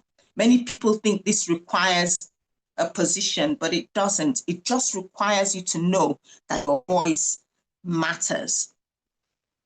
I'm just going to close on the issue of, you know, marriage, and maybe even when you're single. You see, a lot of us as women, which is my in marriage, which is my niche, we lose our personhood in marriage. We lose our individuality in marriage, and we've been indoctrinated to believe that this is right, but it isn't. Your voice can impact your marriage. It can impact the marriages of others. It can impact children. And as a single woman, You need to hone the ability to use your voice before you get into marriage. Know who you are, know what you are, know what you want, and then align yourself with a person who will allow you to use and amplify your voice in that way. So at the end of the day, the power of your voice and the power of mine is simply about speaking. It's about speaking from substance, from experience, from reflection, from lessons learned through speaking. A sentence spoken today can impact a life, inspire a future that you will never see. So if there's wisdom in your experience, speak it. Speak it out. Your voice matters. Your voice is important. Your voice can change the world. And that is really the power of your voice. I'm going to leave you with a couple of quotes. Thank you, Amaka. Thank you. Thank you I'll so just finish. much. Thank you. I'm going to finish with these quotes. Some of the strongest voices in the world are not born in comfort. A woman does not need a title to influence the world. She just needs the courage to speak her truth. So I'm going to end with that. A woman does not need a title to influence the world. She just needs the courage to speak her truth. So that's so inspiring. And thank you so much, Amaka Chikambono, for that very insightful story that you shared with us. Thank you very much. You know, all the speakers from their various sectors, from their various angles, keep inspiring us as each time we keep learning from their different perspectives. So thank you. We have just 2 more speakers to go, and we have another male ally, Uncle George. You know, a lot of people from the SBL family has been here earlier on, and when you talk about SBL, it would have been nothing like SBL today if Uncle George did not use his voice. Yes, he's the brain behind SBL, Nigerian Bar Association section on business law. He's the pioneer chair of the section. In fact, he's the one who brought the idea before it was set up, and see how many thousands of people it has impacted today in the legal and business world. So we are glad to have Mr. George Tomi, fellow of the Nigerian Institute of Advanced Legal Studies, and he is the principal partner of George Tomi and Partners, and also he's one of the he for she, as we will call it in FIDA, Ola, and MBA Women Forum. She is always there supporting women, and then when his wife was the Ola Nigeria president, he was always there as Ola Pali. You know, indeed, as all women are friends, whenever he has opportunity to encourage, he will always be there. Thank you, Uncle George. You're most welcome. Thank you, Ifeoma, and thank you for the phenomenal job you are doing. I think you're living proof of the theme for this conference, the Phenomenal Woman Conference. And I'm delighted to be part of it, to share my experience and to see how we can continue to encourage women to be more phenomenal. And my story really is drawn from my direct experience. I come from a polygamous home, and ordinarily you would expect, and that did happen at that time. My dad's colleagues concentrated, trained the male children, and basically just sent the female children to early marriage. But my dad would have none of it. And he insisted and gave opportunity for our sisters to go to school the way he did for us. And I'm proud to tell you that our sisters today are our intellectual match. And they've been so complimentary about sustaining, projecting the family name. And I'm sure when you hear about the family name through the succeeding generation, you see quite a lot of women folk. One of them, of course, being Adeswa Tomi, the famous actress. She's from our stable. So for me, it's been second nature, therefore, to support women, because I've seen firsthand how that helps. And really, it's more the challenges people face about allowing women to thrive that we should be talking about, so that those who are responsible for it will begin to have a mindset through history. If you look at those societies that have supported the women folk right from way back till today, there are societies that have actually, in terms of development, achieved a lot. Because studies have shown that when you train a woman, you actually train a community, a village, a city, whatever. And I would say something, that at times the reason for why women are kept down is because they feel that a natural situation should be at home, just rear children and support the man. Sadly, those societies that propagated it are still struggling. And some of them, it's misinterpretation of, let me say, in the case of Christianhood, the biblical times, and in some other religions.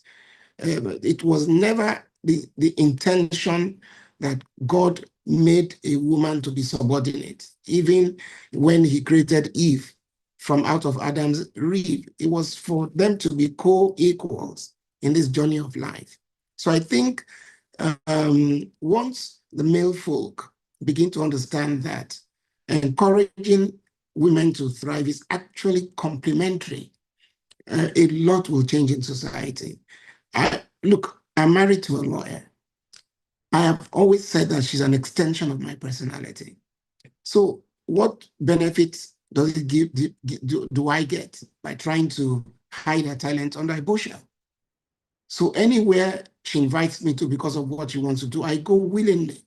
And it's not that, and I don't feel I'm forced to do it. If anything else, I'm the one who tries to push her to do a bit more, so that I want her in her own right to be projected. Because when I sit with her and we discuss, I know how phenomenal she is. So I tell her, go share that knowledge. And this has characterized the entire work that I did. Section on business law that you talked about. By the way, Mfon Usoro, who succeeded me, first woman chair, she got it on merit. She supported me, she backed me, she chaired the first 5 conferences that we held, because we had this strategy to project the SBL so that it can be seen from an international standpoint, so that it can answer to the highest standards of conferencing and a projection for lawyers anywhere you could find in the world. So it was so important to set those standards. And she was right by me all through. So when it was time to go, I consulted with my male colleagues and they all agreed. But I will tell you something. Part of the problems we have institutionally at times that some men are still struggling with the idea that women can get things done. At times, they want to protect the women more than the women want to protect themselves. So when you encounter those situations, what I do is just sort of explain to some of my male colleagues, just let them thrive. Because, like I said, for me, it's second nature. In my office today, I think 5 of our 8 partners are women. And it's a no-brainer. That's the way I put it. The workforce, 2/3 are women. And to be honest with you, they're very loyal, they're very hardworking, and even those things that create natural constraints for them, childbearing, having to juggle so many balls at the same time. Any employee wants to extract the best out of a woman should make allowances for those things. She'll actually get better. And thankfully, COVID has taught us that you can actually get as much productivity working online as it is to be physically in the office. I heard when Ozofu and other speakers have said so. I call her CUE. the chair of Port Harcourt branch of the NBA. Because of the phenomenal work she did with the SBL, many of us just encouraged her. She's the first chair. And in a society where everybody was wondering, should you empower women like that? I said, just go for it. It was not without resistance, but let me tell you something. It is the same guys who resist you that will come around to show you utmost respect once you don't give up. So I think the first message here is don't give up. Don't be put off by the fact that there are obstacles put in front of you. In some cases, see these obstacles as stepping stones to achieve. And do we begin to take a census of what women have done for us? Even in Nigeria today, why are we, most of the positive outlook we've had from this country have come from our women folk. Look at sports. Those who have won us laurels in the last global competitions have been women. Look at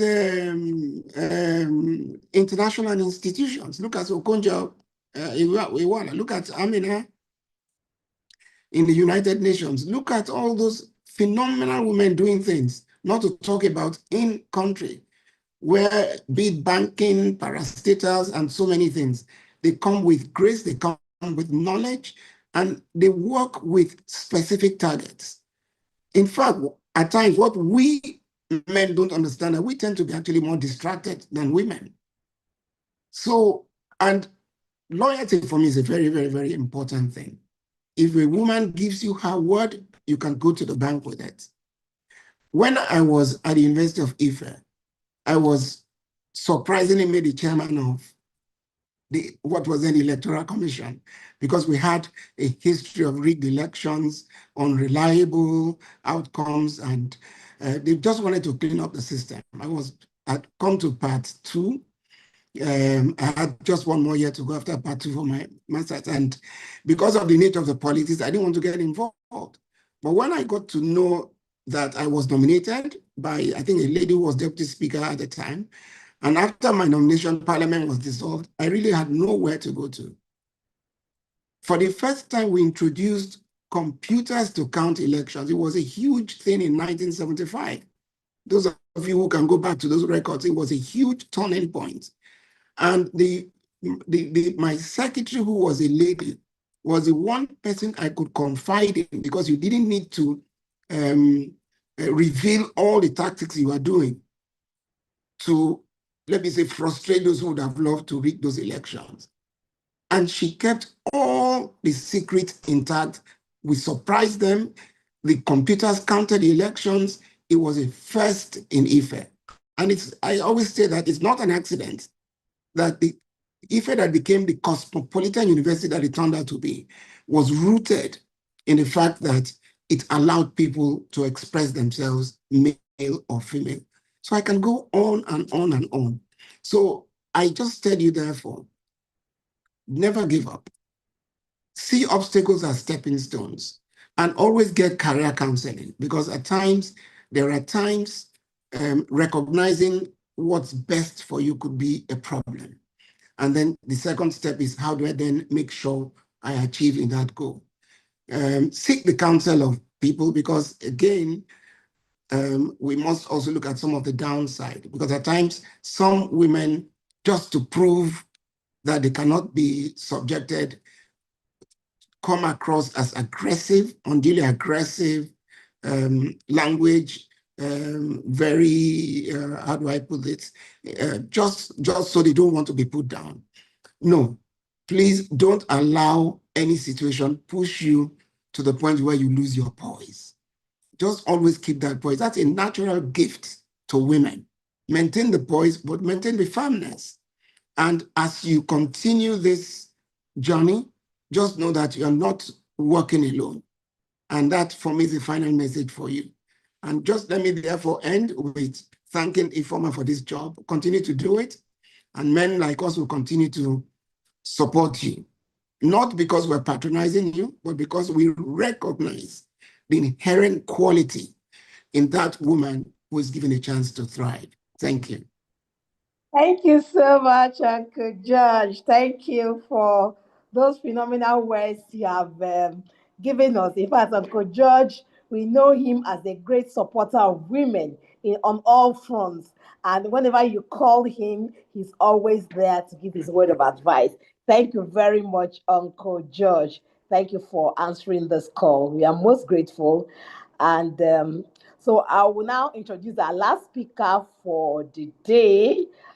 It's been a phenomenal journey since morning, and we are giving it a phenomenal close.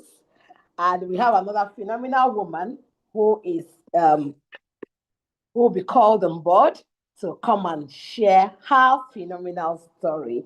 So have Ndidiani Keva Lokoma, who is the founder of Georges, the principal partner at Ndidiani K & Co. And she's here to share her phenomenal story.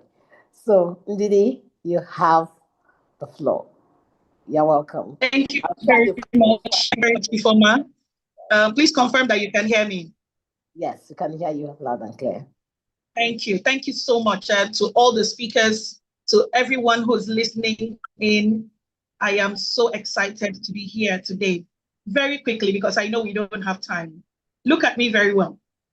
I'm a legal practitioner, but I'm going to tell you a little story. When I was 27, already then a legal practitioner, I became a single mother, not by choice, but by life's visits. And I was a single mom for 14 years. And then I got married. And the marriage didn't last up to 3 years. And then I got divorced. And then the journey continued painful. It was one of the most painful things that have ever happened to me after being a single parent. And today I am happily married again by the grace of God, and I am living my life to the fullest. I am thriving under the most loving, supportive atmosphere anyone can think about. And in all of this, one of the things I did learn, and I want to pass on to you, is that great destinies are birthed in the womb of pain and shame. Again, I also learned that the first step towards healing is taking responsibility for your actions. That is not to say that you justify the pain or you justify the irresponsibility. It is you acknowledging your part in enabling what has happened. In other words, if you did not give access, the problem wouldn't have happened. And so when you learn to take responsibility, or when you do take responsibility for your actions, it's easier for you to heal, it's easier for you to forgive, it's easier for you to forge on. And so you must understand, like I'm going to speak on finding your voice very quickly, that this is one of the most important things that can happen to you as a woman. Because finding your voice, it represents power and presence for a woman. Your voice represents your power and presence as a woman. Trust me, nothing looks good on a woman like class and confidence. And what breeds confidence? Knowledge. So it goes in this pattern. So knowledge breeds confidence, confidence breeds authority, and authority breeds power. I'll take that again. Knowledge breeds confidence, and then confidence breeds authority, and then authority in turn breeds power. So how do you go about this? You must first find your voice by learning. That is what you have to do, learning, just like we're doing, learning from other people's experiences. You must find your voice through learning. And the second way is develop that voice. How? Networking, building capacity, attending conferences like this, getting yourself mentored in such a structured manner that you build capacity. Remember John chapter 2, verse 7, where the wine finished in the wedding at Cana. And what did Jesus say? He says, fill the water pots. So consider yourself a water pot and fill yourself up. That way you develop yourself. Now, having found your voice, having developed your voice, it's now time for you to be the voice. In other words, you become an authority. That is what you must do to get your foot off the ground. And now that you have found your voice, now that you have developed yourself, Now that you have become the voice and an authority, how do you get people to hear you? You must understand and know that what you say has to be of value. That's how people are going to listen to you. You must say things that have and carry value and power, so much so that even if they didn't want to listen, there is your voice has a pull because there's so much value. Again, trust your outrage. Oh yeah, trust your outrage. What is that makes you angry? What is that makes you unsatisfied? Trust that outrage and give motion to that outrage through your voice. Speak through your voice and trust that in giving it that motion, it will reach the particular destination. Refuse to be silenced. See, this is the fear that holds some of us women. We're afraid that when we say something different or people will shut us up. Refuse to be silent. Keep showing up over and over and over again. Don't worry about not being liked. Everybody's not going to like you. That's the simple truth. As long as you speak your truth and be your authentic self, it doesn't matter whether people like you. All that matters is that what you say carries value. And then you must understand that in speaking your truth, change happens because people are bold and audacious. You must learn to carry yourself with an audacity that will give you access into the minds of people. Are we still there?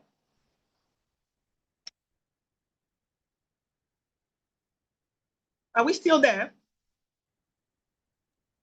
Yes, we are with you. Yes. We are with Yes. you. And your truth. Yes. Yes, we are. Thank you. Thank you so much. And then you continue by being, a person of truth. You must speak your truth with so much confidence and audacity that will cause people to turn and listen to you over and over again. Do not dismiss your inner voice. See that inner voice that speaks? Listen to it all the time. And then develop courage by standing for others. That's the fastest way to be a strong person. When you speak for another person, you amplify your voice and that person's voice. And you know what they say, two good heads. So learn to speak for others. That way you develop courage. Be yourself. I don't have to be former Ben. I don't have to be Mrs. Amaka. I don't have to be Jennifer. I just have to be Ndidi. And this is the Ndidi that I want people to see. This is who I am, my authentic me, my real me. I don't have to pretend about it to see me for who I am. Do not be afraid to stand alone. Don't be afraid to be the only dissenting voice in the crowd. As long as what you say carries power and is authentic and it is the truth, trust me, it is going far. Do not lose your voice. Help others find theirs.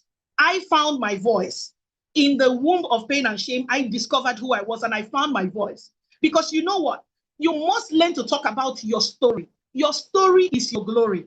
And you say your story through your voice. That is how you empower people. You must own your story, you must own your stage. Whatever experiences that you've had, whatever experiences that you have gone through, whether good or bad, understand that those experiences give you a competitive advantage. So you must tweak that story in a way that people will see you for who you are and then draw power from your words. Nobody is going to experience what you experience. Nobody can speak about your experiences like you.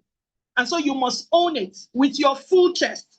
And so you must also understand that you see, a lot of people say, let me put it this way, stop worrying to find your voice. You already have it.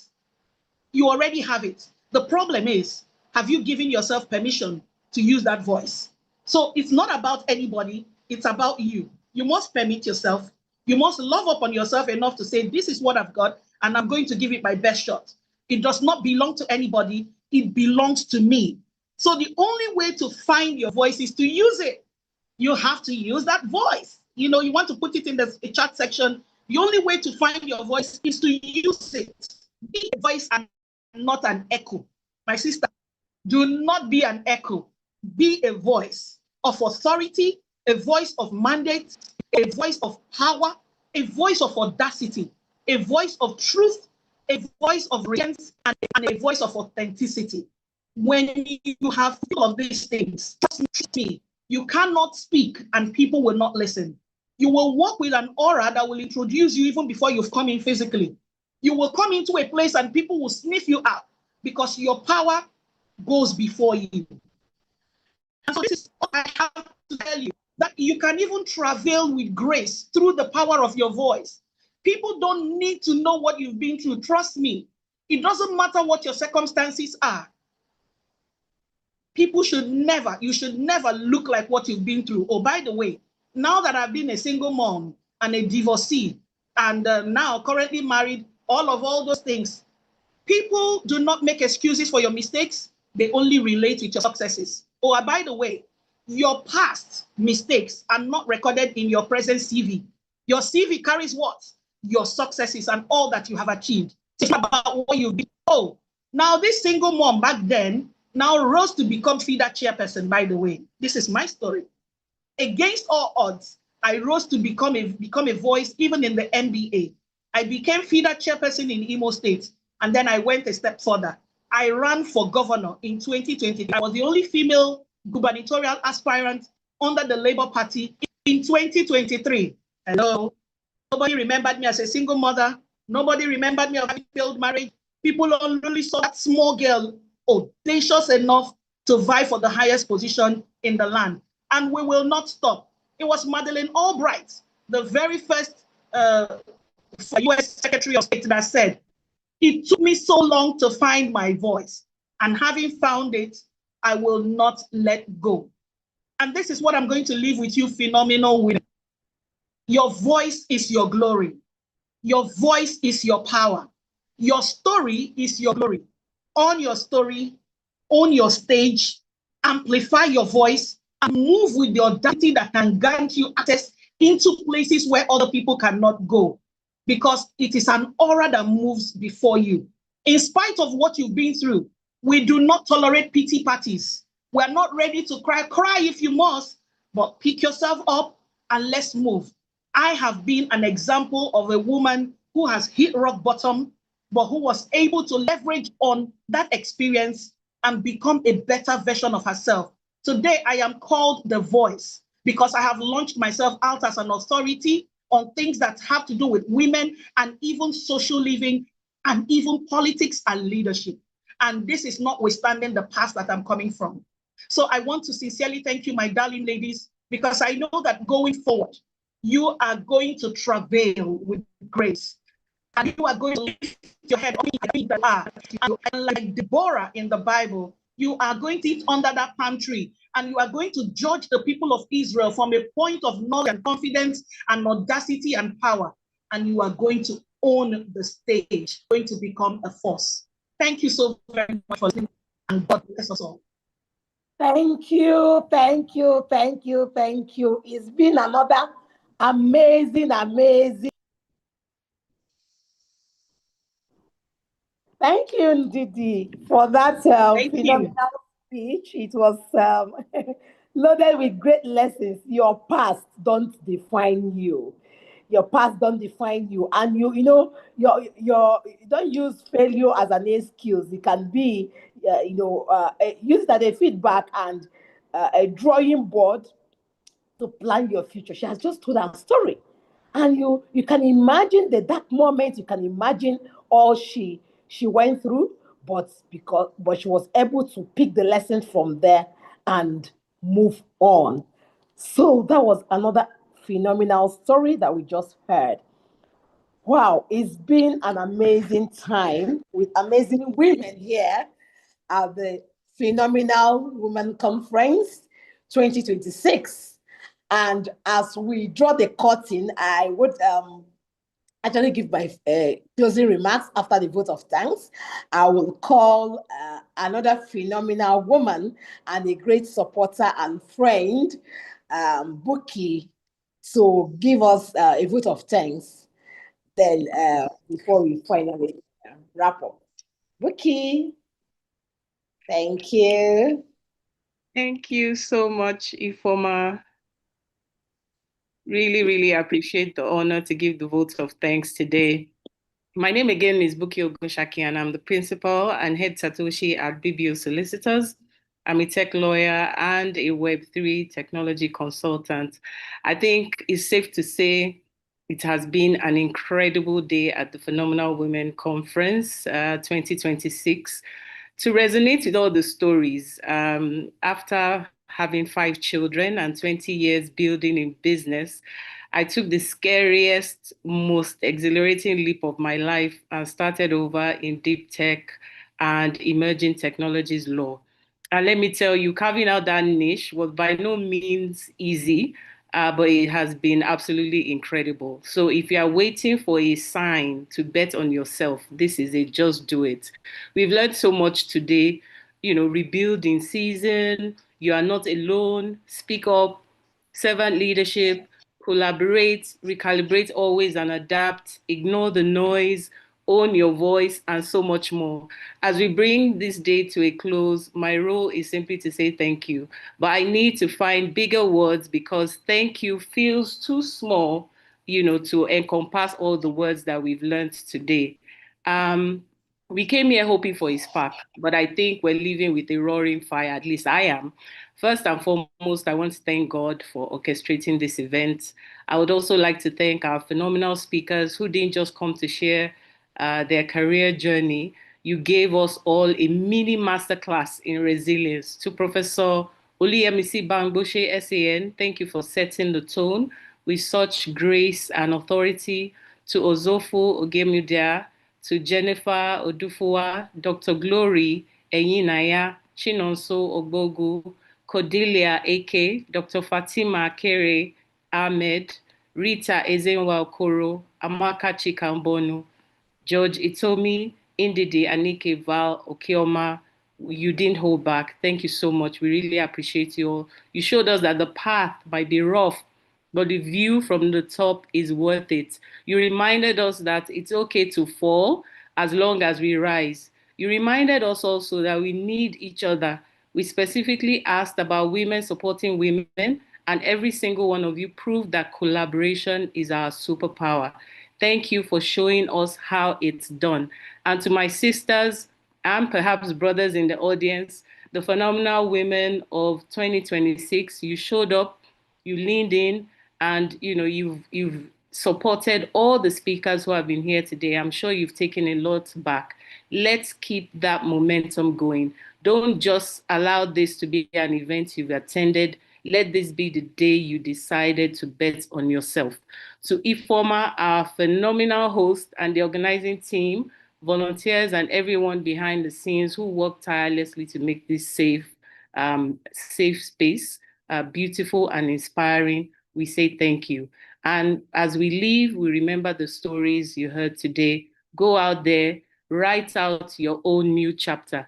Be the mentor you needed yesterday. Support the woman next to you. Let's make this the most phenomenal year yet. Thank you, and God bless you all. Back to you. Thank you so much. Thank you, Buki. Thank you. Before we go, I'll just give a minute closing remarks. And in a very special way, I thank all the phenomenal women who made it.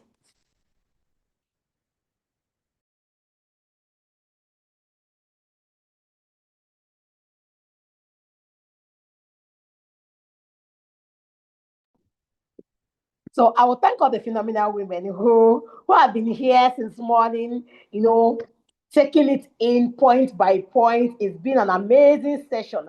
And I wouldn't leave without thanking my team. Of course, I couldn't have done this alone. There are people working behind the scenes, putting things in order. Our media partners, Law House Media, my team members, David, all the beautiful graphics you've been seeing, all the video clips, everything from beginning to the end. Oh, he's the brainchild behind that. The blogger for Law House Media, Paul, who has been publicizing, putting out all the profiles of all the speakers out there, the operation officer for Law House, Elizabeth, who has always been there circulating all the news, putting out publicity content all over social media. In fact, all my incredible team members, my executive assistant.